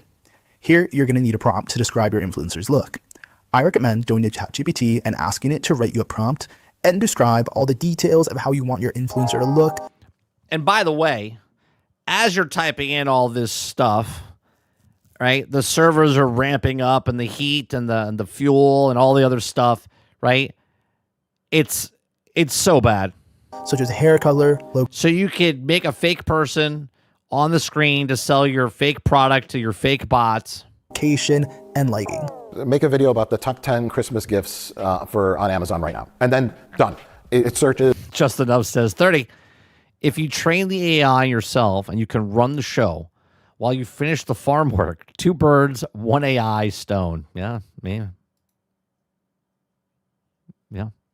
It does lists and finds articles and whatever, and whatever's selling on Amazon. It goes, writes a script in your voice, remember we saw that commercial where it was like, AI, write a letter from my daughter to her favorite athlete. And that was Google. Yeah. That was like a big company. That wasn't even just some cheap slop garbage. But then the video is the more important part, because you could create a lifelike version of this influencer going, hey guys, what's up? I'm here today to talk about the top 10 Amazon gifts. This one's really cool. I will sell your product like this facial cream. What are we doing? Or I can do an unboxing. So they're fake person holding a fake product selling you something that's not real, but is real. But they're showing you a fake version of that. It's not real. Yeah. And I see things and I'm like, that's not real. That's not real. Delete. Stop watching. Yeah. Not that I watch those kinds of videos, but I just think, like you say, it's going to be a big, just every video is AI and the only people commenting will be bots. Well, it'll just overwhelm. Yes.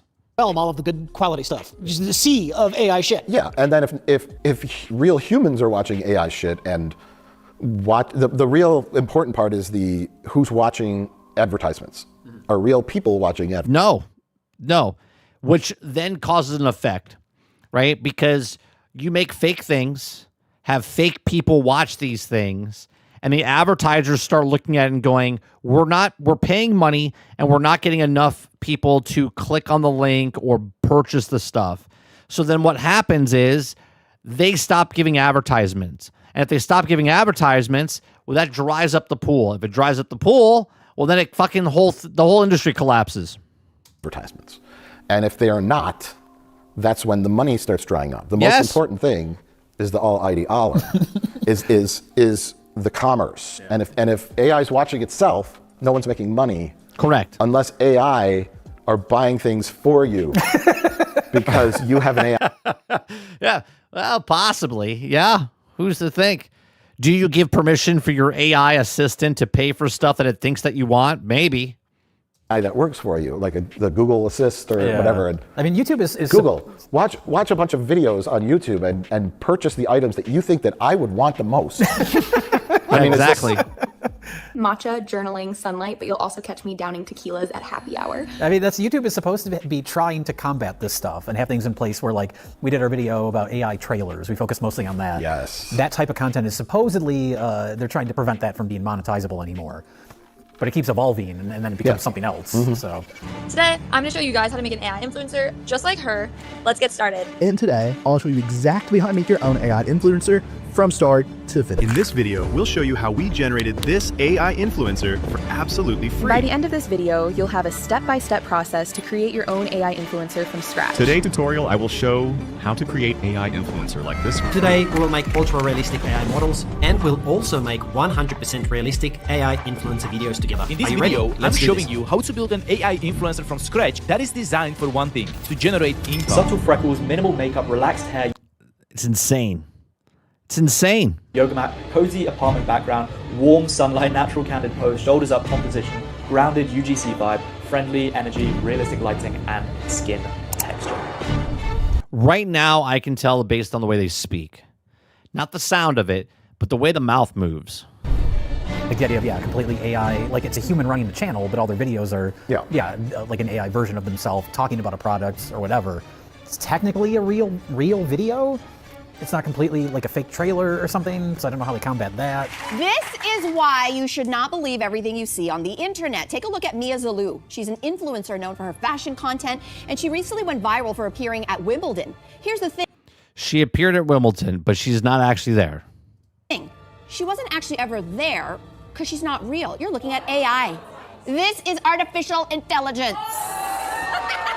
Okay, so that's like, you get into that area, but then you kind of dip into this like strange, creepy area. Hello guys, if you're wondering how to make this AI with a celebrity, I got you. And not like... See, that is weird to me, right? So now you're taking pictures with celebrities that you didn't actually meet. Why? Like, you could have photoshopped that, but now you're using AI to do that. Why? Mr. Z says 30. This is the toughest thing. I can tell by shape of a mouth and tongue, and does not match the tone of the voice. Yeah. Perverted or sexual creepy, but just like AI videos that are like, we saw this, we watched this one, right, a couple weeks ago, right? And I said, this is the worst it's going to be, man. Now there's thousands of people doing the exact same type of videos. They're meant to look realistic, but they have this like, they add these like weird details that give them a realistic look. Like AI to me used to be fun. Like the trumpet working in the McDonald's drive-thru. Oh yeah, it's very clearly fake. Yeah, I had a great time with Rich watching Stephen Hawking AI. I've never seen this. What is that? It is, right? Here he goes, Professor Hawking dropping in X Games history right here. All right, that wins. All right, that's what AI is meant for. Rolling smooth. Look at that speed. Up the opposite wall, all the wheel catches. I am perfectly Listen fine. to this.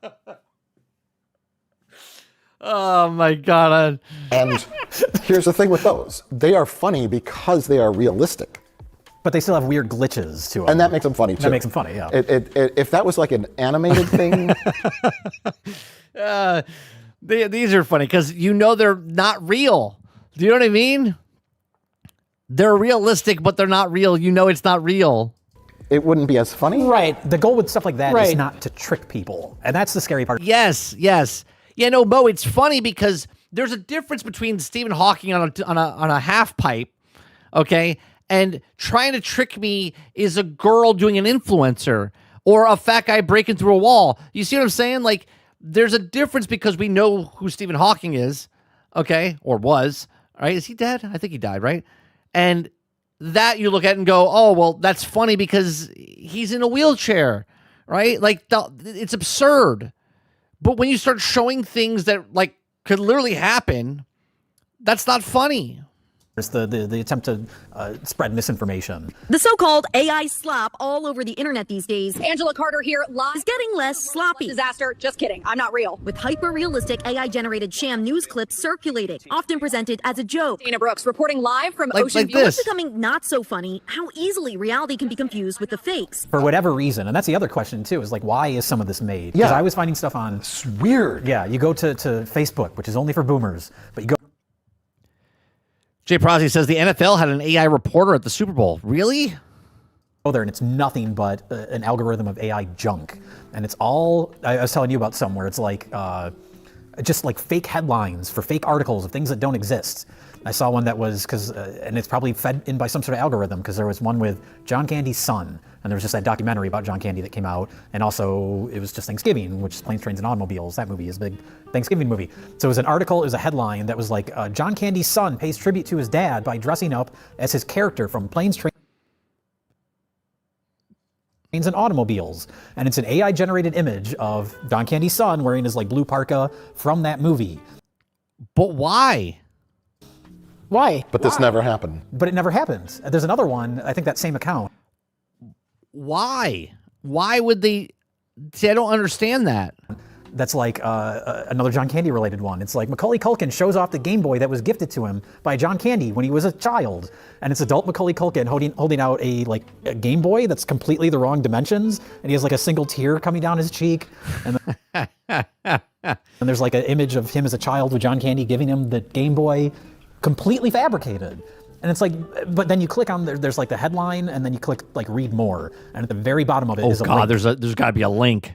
Click here to read more. Yeah, no. I'm like, is that malware? What happens if you click on that link? Yes. Where is it going to take me? But that's when you see stuff like that, you're like, what's the goal? Why are you making this? Clickbait. Dumb, uncreative people that post things on like Twitter where they're like, check out this amazing art I made, and it's some stupid AI video where it's like they're just pretending to be an artist. Like that.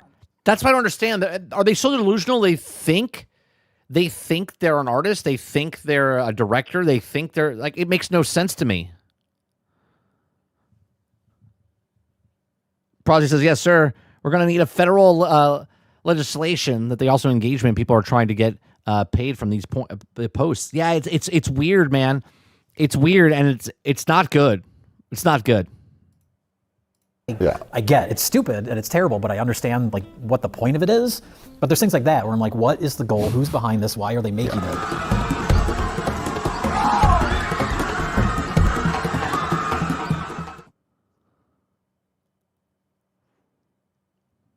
Oh, not a minute.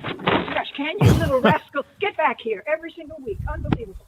We've been very spoiled now for decades with cameras. Camera, it's proof. Look, I have video of it. It happened. Yes. You can see it happen. And now we're in this very terrifying period of history where that is dead. Yes. It is beginning. It's beginning. You have to just... What the fuck is that? Assume it's here. Oh yeah, it's definitely here. It's not at 100% yet. It's at like 94.8. These things have been developing quickly. Give it another week. I know. Yeah. That's what everybody always says with this stuff is like what it looks like right now is the worst it's ever going to look. Yeah. Yes. Yes, you're not going to be able to tell. I got you, Grandma. Let's go. Well, what are the solutions? See, to me, like I won't watch any kind of like video on YouTube. I just won't watch a video on YouTube unless I see that was uploaded 12 years ago.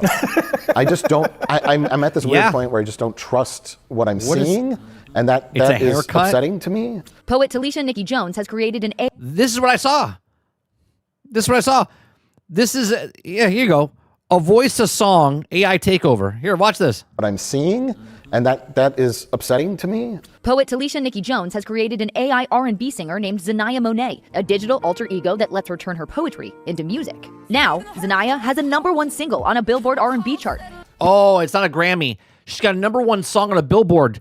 Like, what are we talking about? She didn't sing it.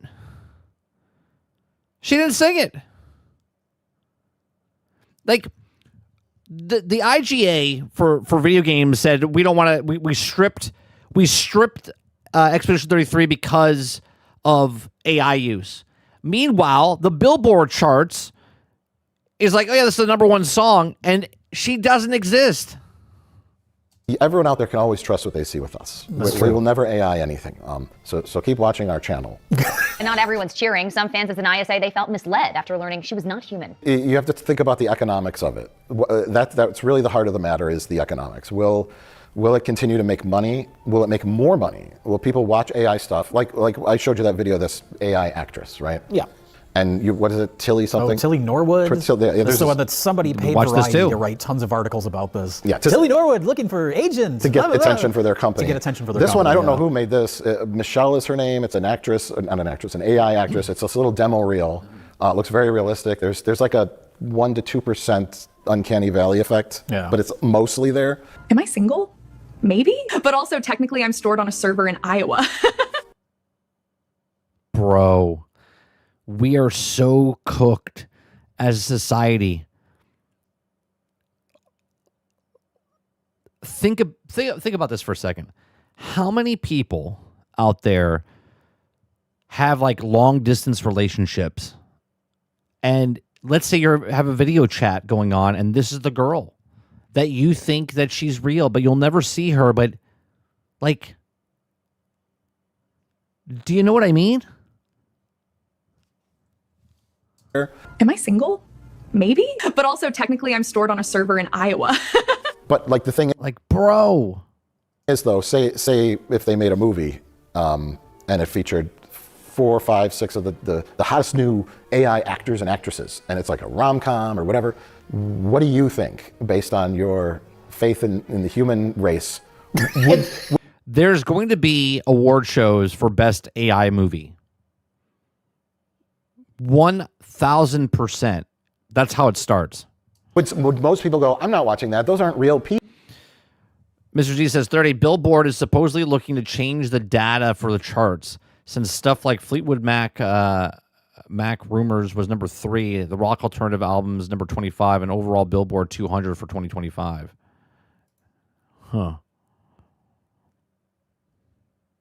Think about grandma being scammed? Yeah. People, they're not even real voices. It's not like watching an animated movie, right? Oh, sure. It's like, do you remember the Final Fantasy movie from the 90s? Oh, yeah, the Uncanny Valley CG. That's bad, early CG. Yeah. Those were at least voiced by humans. Oh, sure. Well, and they're animated by people. And they're animated by people. So, but if a movie's entirely CG, you're going to have to get used to it or never enjoy content again. Yeah, that's the options. Yeah, that's the options. I've said this in the past. We're going to have a tag on us, like actual no AI was used. Just like the organic foods, right? All that stuff, right? That's what's going to happen. It's going to say no AI use. So we already click a box in YouTube saying, I say no AI was being used here. Those are your two options. No. There's free market, Rich. If people reject it and it doesn't make money, it will go away. How smart is the average person? How many people are below average? See, I knew you'd have that. I knew you'd have that response. I have faith. People are going to say, I can't wait to see that new movie starring all the new CGI actors. Now, why does the dumb person always have a southern accent? Every business will use me. Boomers will believe anything I say. I am as real as you make me. Well, that's the thing, is like the only thing holding it back right now is that there is generally a resistance to it. I don't know how strong it is. It's hard to gauge because... Yeah, what's happening with SAG-AFTRA with this? The internet isn't the real world. If you talk about AI online, you're going to get a much different reaction and discourse going than talking to like your relatives at a family gathering. They have no understanding of this stuff. Millions of people being born right now. Millions of them. And they're going to grow up with it. McDonald's just dropped a new AI ad, and it's beautiful. I'm generally tried people pretending it's not a future of media. If this played on a TV during a normal commercial break, you would have you be distinguished it to say it's slop, or could easily tell it's AI. No. See, here's where people are misunderstood. We're not saying AI is slop like AI is slop. We're saying slop because it takes away everything that was made by actual people. So it doesn't matter if it's good AI, it's still AI slop because you don't have a location, you didn't use a camera, you didn't have a crew, you didn't have someone directing it or producing it. No one spent money on this thing. Like, you just did the thing. Right? And if McDonald's is doing a commercial like this, or Coke's doing a commercial like this, why do they need to give me a job? Right? You as a person out there that doesn't work in the industry, okay, that you don't care about. No, it's slop. It's slop because it's not being used. No one's doing anything. You're taking jobs and money away from cities and states and countries. It's slop. It's the minimal viable product, and if you don't need to use people, why use them at all? That's why it's slop. And it's going to be normal, and over time, that resistance will fade away. That's my cynical take. Yeah. This What did he say? There's millions of them, and they're going to grow up with it, and it's going to be normal. Yes, it will be normal. They'll be conditioned over the time. They won't know the difference because all things. But then when they get older and try to look for a job, they're like, "Hey, I want to make commercials." I didn't know commercials were being made by AI this entire time. Over time, that resistance will fade away. That's my cynical take. Yeah. This is normal. Well, I grew up with this. This is normal. It's very true. That's I think the like butting heads right now is people talking about like trying to defend it as far as like it's democratizing art. They're saying that, or it's like now anyone can create a piece of art. It's like, well, yeah, someone typing into prompts isn't creating art. You could always make art. This is fucking idiotic, right? Because not everyone's made the same. Sorry.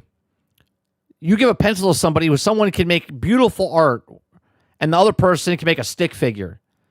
So now because they can type, they can make the same art as someone. That's not making art. You didn't make art. You typed words.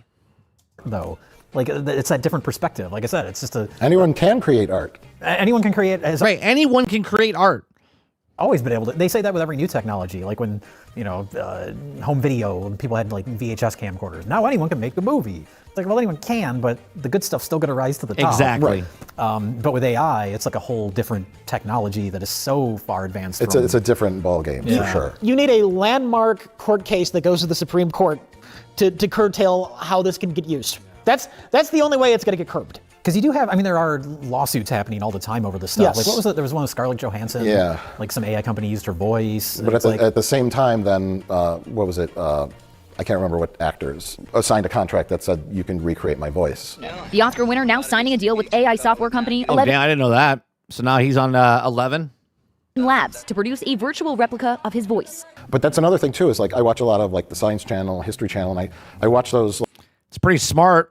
Because now if you hear Matthew McConaughey, he gets paid because he got paid from the AI company to use his voice. Now anyone can use his voice, but they're paying for it. Like weird programs, alien programs, whatever. And I catch that AI narration all the time. And then when I watched this one, it was about like like Spanish galleons being sunk and finding treasures and pirates and something like that. There's a lifelessness to it. It was all AI recreations. And then the narration was an AI. I could just tell. Sure. And I've seen many programs like that. And I thought that the SAG had come to some kind of agreement, because that's not YouTube, that's broadcast like television. mainstream, yeah. Yeah, wasn't that what all the all that was about a couple years ago? I don't know. What happened with that?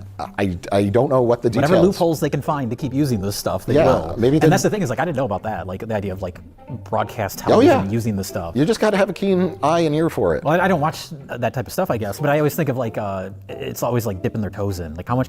McDonald's pulls a creepy AI Christmas ad after viewer backlash as real as their hamburgers. We get away with before we get a pushback. Right. You know. We need to hope for Skynet to take over. What did that say about SNL? Before we get a surprise, surprise, people don't want AI slop on SNL. Pushback. Right. You know. It's supposed to be actors acting on the thing. We need to hope for Skynet to take over. And we need to hope it's like a benevolent AI. Okay, everybody, here's your food, your water, Go do here's your thing. needs. And then you can just do the creative stuff for fun, because money doesn't mean anything anymore. The machines run everything. Yeah, can't they put the AI in charge of like curing hunger and poverty? Just put it in charge of literally everything. We'll be like children again. Well, we're depleting all of our resources to run the Star AI. Trek episodes. Yeah. Just a master computer. Yeah. Hello, custodian. I'm Wesley Crusher. Hello. There it is. There it is. We're gonna live in an episode of Star Trek where the custodian is telling us what to do. Your voice will now activate third level clearance. What was that? What was it? The one with Wesley Crusher when he gets kidnapped? What was the one where they had a computer that just ran their whole society? Oh, that was like half of the original series episodes. Sure. There's a specific next gen one I'm thinking of. Donna, what does a custodian do? It frees us from all burden. It takes care of all our needs. It regulates our lives. Where they're just like, the computer gives it to us. That tells us what to do, and it solved all the problems on the planet. Maybe that's where we're going. Yeah. And this creative, artistic. How do you make a living? Obviously, there's going to be jobs out there that robots can't do now. AI can't do now. But for all the people that are out of jobs because of AI replaces them because of simplicity of stuff, how do you make money? Blip will just like burn out. Well, you lose the financial incentive to make AI for content if the computer is giving you all the food and housing. Yeah. And then the people who do create just want to create stuff. And then creativity. True. Then the people that are just creating stuff are just creating stuff, I guess, if they feel motivated. But it won't be as good as what AI can do at that point. But he's back. That could be the ultimate arc. We need to embrace our new AI overlords, is what I'm saying. It'll take like 500 years, because in order to like feed everyone, they need like robots like running the farming equipment. And AI progresses faster than humans. Once AI takes over, that shit will be supercharged. They'll be pumping out robots in no time. But they still gotta get the materials to make them. Let's pivot to which they'll make us do.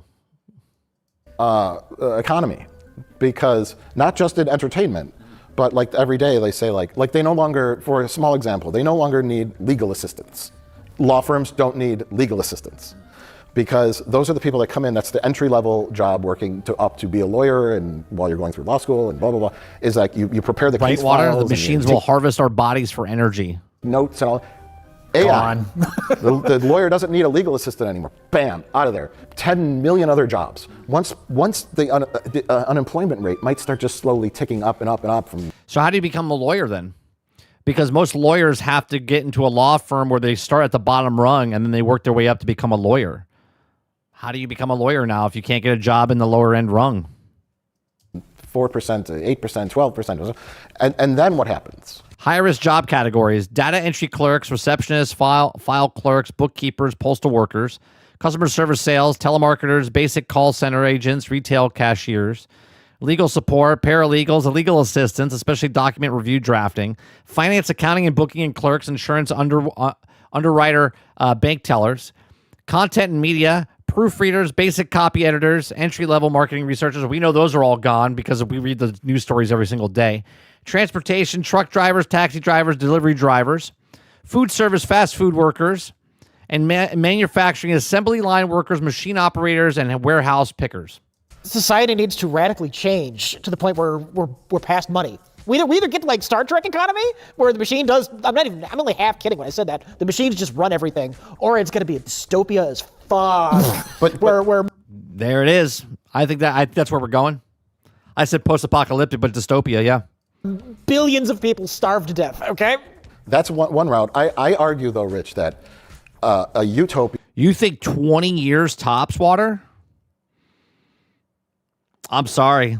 I think exponentially faster than that. Yeah, is never possible.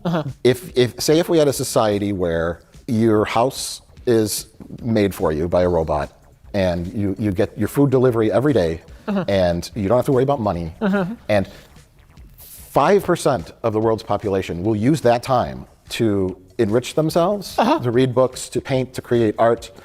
95% will use that time to cause mischief, fight with each other. He's not wrong.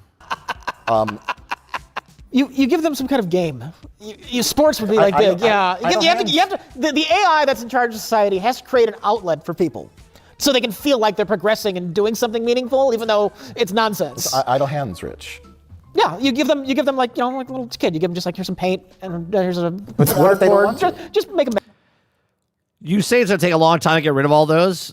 They just had what 30,000 jobs in game development because they're putting more towards AI. It's a lot of jobs right there for just that. You know how many tax collectors and people that do taxes don't have jobs because you're using Quickens? Now Quickens does it by itself and does your taxes for you? Yes, the finger paints. People are going to want it. And if you go to school and you learn a trade because you need to find a job, you need like motivation to either to provide for yourself. There'll be so many robots that everyone will have to be a robot technician. So the number one job 20 years from now will be robot technician to fix the robots. Or, not everyone wants to enrich themselves, and those that don't will either just be lazy. I would argue most people don't want to enrich themselves. That's what I mean. Yeah. They'll get bored. Yeah. They'll go out and they'll start fights, and they'll gather in groups and say, we don't want to do this, and it'll turn into a dystopian post-apocalyptic world as well. Yeah. So what you're saying is we're fucked no matter what. Kind of. I think so. I think generally human beings need to stay busy, or else bad things happen. Boston police say they have arrested a man who allegedly set a police cruiser on fire during one of those so-called street takeovers back in October. Police say a group of teenagers started attacking people for no apparent reason in the Center City area. People stay busy by work. Yep. Either if it's work they don't want to do or that they enjoy doing, either way, you have to stay busy during the day. Or you spend your day doing work you don't like doing, so then you can go home and do things that you enjoy doing. Correct. Do what you have to so you can do what you want to. Yes, you need to balance, work and reward. Yeah. If your life is nothing but reward, you will sabotage it. I don't know. This has gotten too philosophical, I think. Yeah, we're getting off the rails. We are, but that's okay. It's fun. Fucking dumb.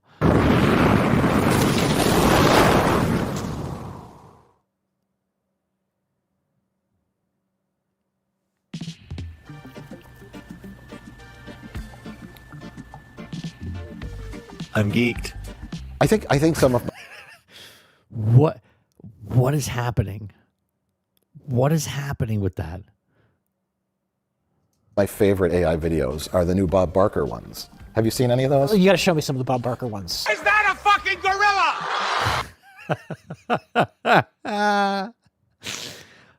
See, that's funny because we know Bob Barker's dead, so obviously it's not real, but it does look like it when he was alive.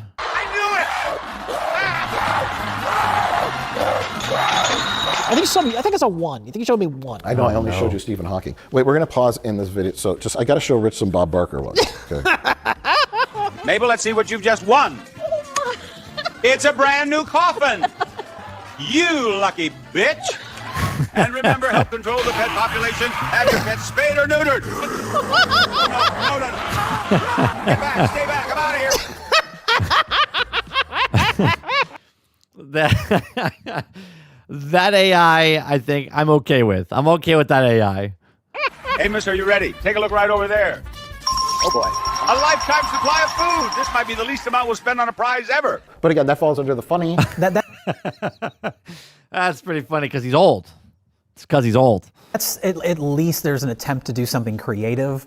In my mind, that's all like the same crap. But that's like not someone trying to trick anybody. Yeah, it's a different thing. A little bit. That's funny. All like the same crap. That's funny. Like, not someone driving lessons for 12-week course. Trying to trick anybody. Yeah, it's a different thing. A little bit because it looks very authentic. Sure. Well, I suppose, yeah. It might trick, my dad or something. Yeah, it'll trick older people. There's one where Spock and Marilyn Monroe's an extra on Star Trek. You are supposed to be terrified, not giggling. I'm trying, Mr. Spock. I really am. All right, take two. Captain, the anomaly is... Oh, there she goes. The anomaly is just too handsome. That's not in the script. Cut! And they're like giggling and flirting. Yeah. But it looks like an authentic. It's not like the crisp, sharp Home Alone. Right. It has that like scratchy film. Make it look, and, Yeah. So what is the point of that? Other than just like someone's like unique idea popped in their head. Yeah. What if Marilyn They Monroe wanted was Marilyn an extra Monroe on Star inside. Trek? Unused footage. And that's kind of a neat idea. Let me make that. Yeah. Would you like to see me as a nurse? Maybe you'd like to see me on the away team? Or would you like to see me as captain? When before, if you had to make that, it would be impossible. You'd have to like hire an actor that looked You need like talent. Right. You need talent. I always think of like very expensive to make that scene. You couldn't do, but now you can. Older fan films. Do you remember like Batman versus Predator? That's my reasoning for doing the music that I'm doing, right? I'm not trying to make my music where it's like real music.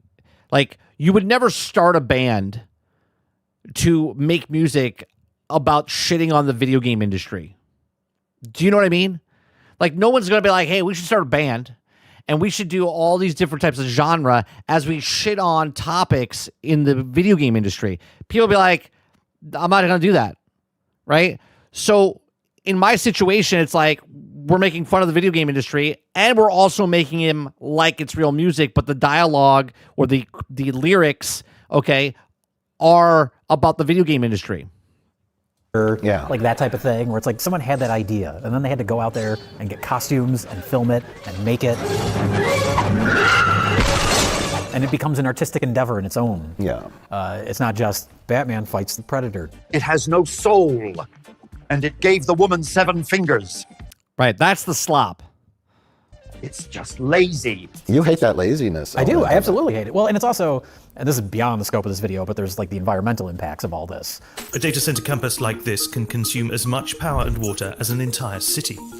All the servers and the processing data it takes centers? to the data centers to run all this stuff. Oh, the environment's fucked. And it's all so you can make Batman fight the Predator. But yeah, it's like, well, what is, I don't know, just that laziness of like, it's not even so much the laziness of doing it, because you remember like... The laziness in conjunction with the attitude after you've been lazy. Look at this thing I made. Yes. Yeah, like you're proud of this. Right. Look what I did. It's like, you didn't do anything. And you didn't do it. That's a big aspect It's of like it. tracing. It's like Remember tracing, yeah. That's actually a good example. It's like tracing. Who would trace? He hates when they take credit for the art. I do too. I'm with him. I'm with him. That's a big. The two big things that bother me the most about it are, the people that act like what they're doing is actually creative, and the people that are just trying to be deceptive or make money off of this. Yeah. If someone's like taking credit or saying I made this art, I really don't care. I'm more focused on the economics of it. The YouTube eventually. The economics, it literally destroys economically. Ceasing to exist in the next year. Now, when you say that, maybe 2. What do you think the cause of that is? Why do you say it'll a lack of people watching? Oh, like everyone just turned off because of all the AI stuff? Yeah, real human beings, once they get wind that these videos are AI. No, because if that were the case, then the people like us who make real content would still get the views. They would get found if that were the case. I think not if people revolt, like we were talking earlier about boycotting the stuff. If people say, I'm not going to support YouTube anymore, then that affects us. Well, right. Because if majority of YouTube is slop, then they're like, I don't want to support a company that makes shit like this. So they'll go somewhere else. People don't care. Or they'll just stop. Now, he's saying that people don't care. And I think he's right as well, because people don't care how the sausage is made as long as they're being entertained. I think most people are dumb and they don't care. It's happened to me where I see something and I just go, I'm not watching that because I have a feeling it's going to be AI. It might not be. It's some kind of content they could watch to fill the void in their lives after they lost their job to AI. That's pretty funny. Hold on, let me say it again. I'm not watching that because I have a feeling it's going to be AI. It might not be. It's some kind of content they could watch to fill the void in their lives after they lost their job to AI. Yes. You are a cynical bastard. And then also the darker ramifications of faked videos that aren't for fun. It's not Bob Barker, letting the Price is Right wheel fall off the hinges and roll into the audience. Yeah. Which those are hilarious because they're so realistic. Yes. You don't like your coworker, you make a video of them saying the N-words, they lose their job. Yes. Which has happened. Yeah. Tonight, high school athletic director under. What the fuck? Wait a minute. Someone made AI saying they did something and got them fired. Bro. Arrest for allegedly framing a Baltimore principal with AI-generated audio. That's some twisted shit. That is some twisted shit. Yeah. This has happened. Somebody got principal fired. Oh my God. And don't let me get started on DJ. I'm going to drag his black out of here one way or another. You could trick lots of people with stuff. Don't let me get started on DJ. I'm going to drag his black out of here one way or another. But he didn't say the N-word. You could trick lots of people with stuff, with political stuff. And that can be literally dangerous. Yes. And that's the scary part too. That's not our realm. That's not our territory. Sure, but it's such a huge, it's scary in a way that it's so big and there's so much of it that it makes you feel completely helpless. Like we're talking about, like, how do you combat this? And there is that element of like defeat where it's like, well, you can. There's just too much. Like, what do you do? Disney lawyers. We need the Disney. That's crazy. Somebody got someone fired.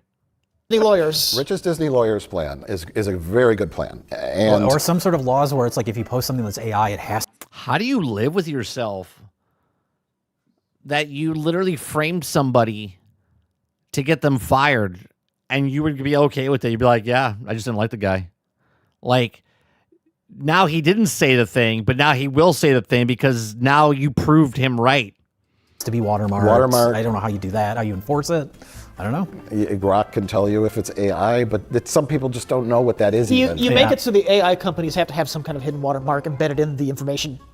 Yeah. Oh, that would be how you do it. Yeah. You still couldn't stop, like, I don't know, some kind of AI farm in China from not having that, but. And unless the watermark is visibly on the screen, you could do something like, I'm sure, in the code. It doesn't matter because even if you put the watermark on the screen, people will crop it out. They'll just zoom it in and crop it out. Well, yeah, but this is the way it arranges pixels, and we know that won't stop. That'll find in the forensics of it if something happens. That's important. Yeah, that's important. It's a thing, but it won't stop. You need something where if someone's scrolling through Twitter and they see a photo of Donald Trump blowing Bill Clinton, that they know without a shadow of a doubt immediately when looking at it that's not real. A hidden watermark won't stop millions of eyes on it. Yeah. And people reacting, dumb people reacting in a violent way to something that is not true. Right. So it's like, the whole misinformation debate of when people spread rumors. And before it was just text. Yeah. Now it's visuals. So before it was like your friend and the neighbor that you told a story and that's what it was. And maybe a couple people found out afterwards. Now it's the entire world. The Disney lawyers, consumer revolt. I'm not watching videos of cute animals on YouTube anymore. I don't care. Those will go away. I'm not watching people. I saw one of a lady going down a slide. And it was like, everyone's like, AI, what was that? AI. And, it's like, why did you make that? Why is that here? Now every video I watch of someone doing something, going down a slide or skiing or anything, I always think it's AI. It's in my head now. Do you remember that famous video?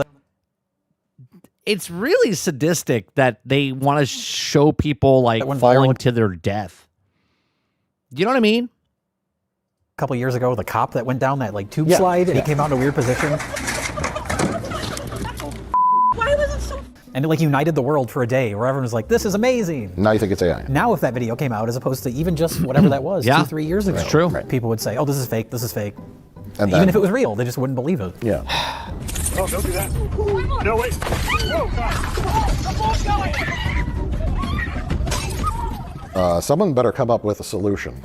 Someone who has power, like lawmakers or The problem is people in power like when misinformation is out there. That's you're getting in conspiracy territory, which is fine, but I don't know that there's that much of a conspiracy. It's like, yeah, you can call it a conspiracy, well, but it's true. It goes both ways, though. They wouldn't like it if it was affecting them. Oh, sure. Yeah. I think everyone should unite against fake videos of people being created that harms their lives.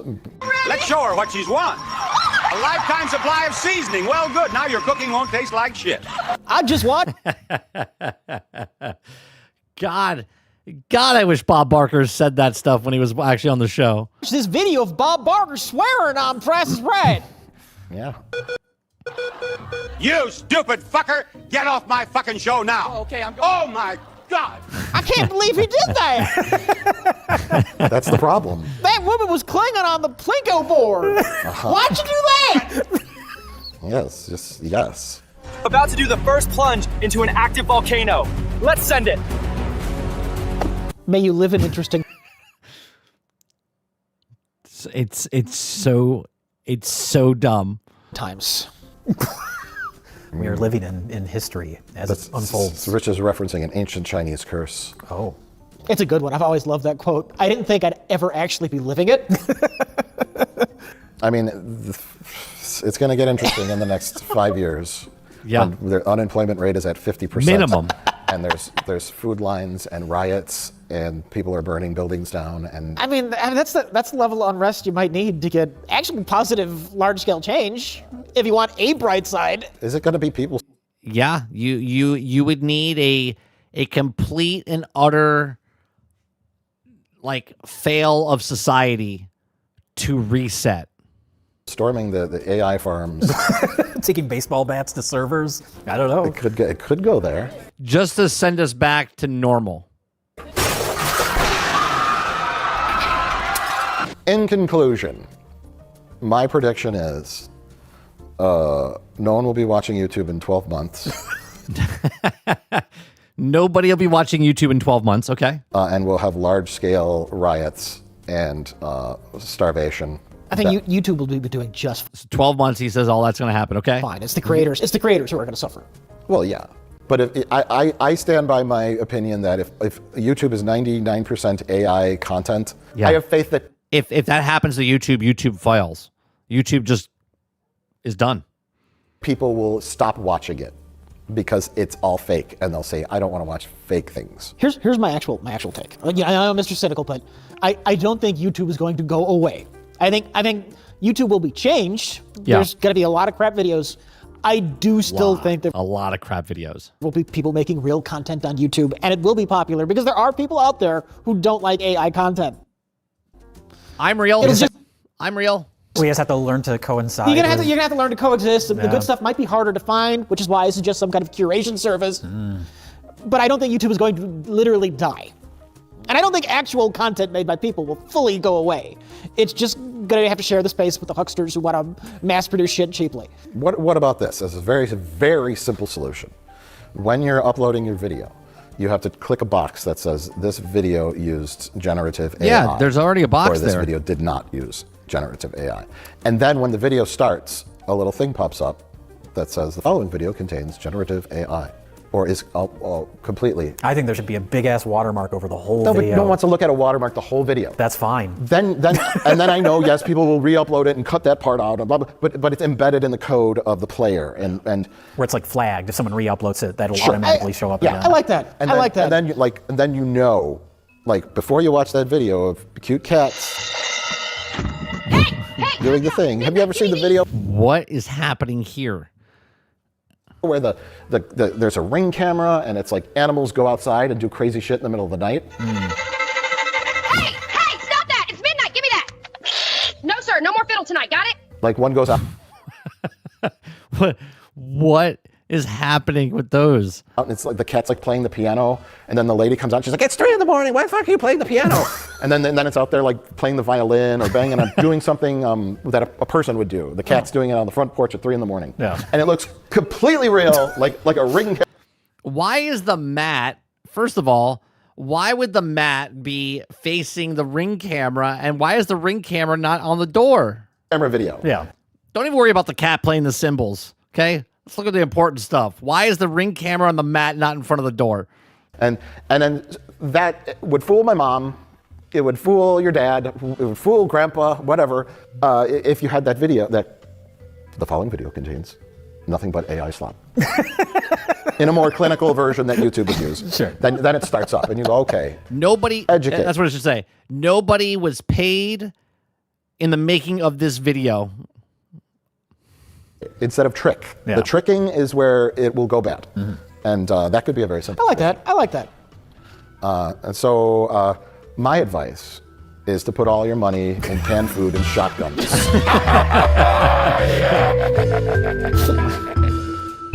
Well, there you go. There you go. So, all your money in canned food and shotgun. Yeah, it's gonna be very dystopian. And maybe Water's right. Maybe Water's correct in saying 20 years. I don't think so. I think we have a major swing by 2030. Major swing. Deception is going to get real. I mean, it already is.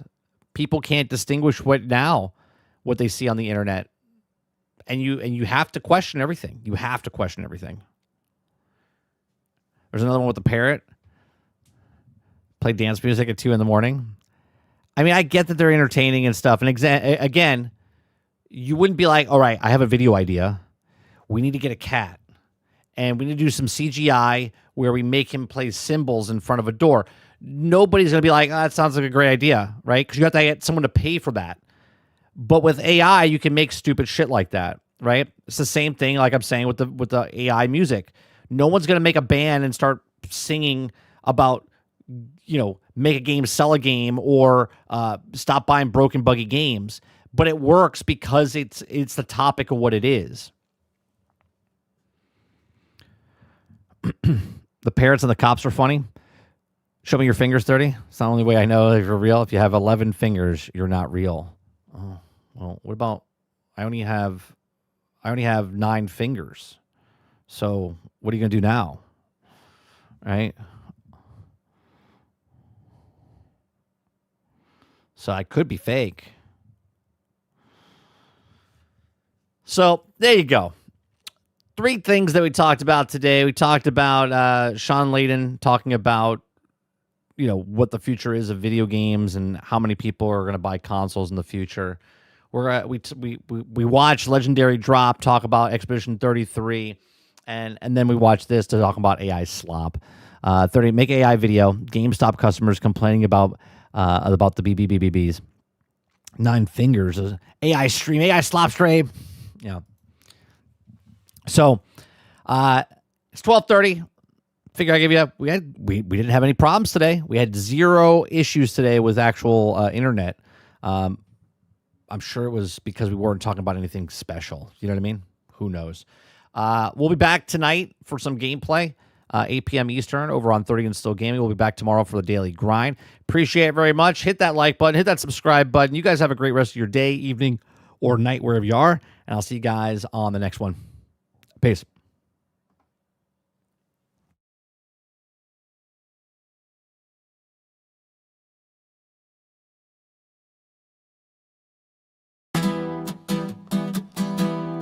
Well, I booted up south of midnight, feeling fine. Got my spells, my sass, I'm ready to shine. Then boom, big beast, 20 arms, breathing fire. I died so much, my controller retired. I tried to roll, parry, and dash on cue. Game said, get good. I said, nah, I'm through. And right when I almost snapped and quit, I heard a whisper, a gospel hit. Skip the boss, John Walker said. Just walk on past, don't be misled. Games ain't chores, they're meant for fun. So let that angry dragon stay undone. You ain't gotta fight no squid with knives, or study boss moves like it's changing lives. Hit skip, sip tea, and read instead. Just skip the boss, like John Walker said. Now soul slikes, they worship pain and strife, where every boss boss wants to end your life. You farm some moss, find a stick, pray a bit, then die, 'cause the lich had a one-shot crit. But John Walker, nah, he ain't about that grind. He writes long blogs where he speaks his mind, says bosses suck and should all be skipped, except the ones that let you cheese and dip. Skip the boss, John Walker wrote. They're gatekeeping trash that ain't no joke. A game's no good if I'm stuck in place. Let me click through with some style and grace. Don't wanna learn his six-phase plan. I've got books to read and shows to stand. Let him roar and foam and drop undead. I'm skipping him, like John Walker said. Boss music swells, flames ignite. Hood says you died, but you all tab mid-fight. You went on Steam, left a review, unplayable. There's a boss 0 out of 10. Respect. Skip the boss, we chanted song with John Walker. We all belong. To heck with trials and death-filled zones. Let's play games from comfy thrones. No to walls, no to stress. Yes to stories and cozy quests. Why fight God when you could bake instead?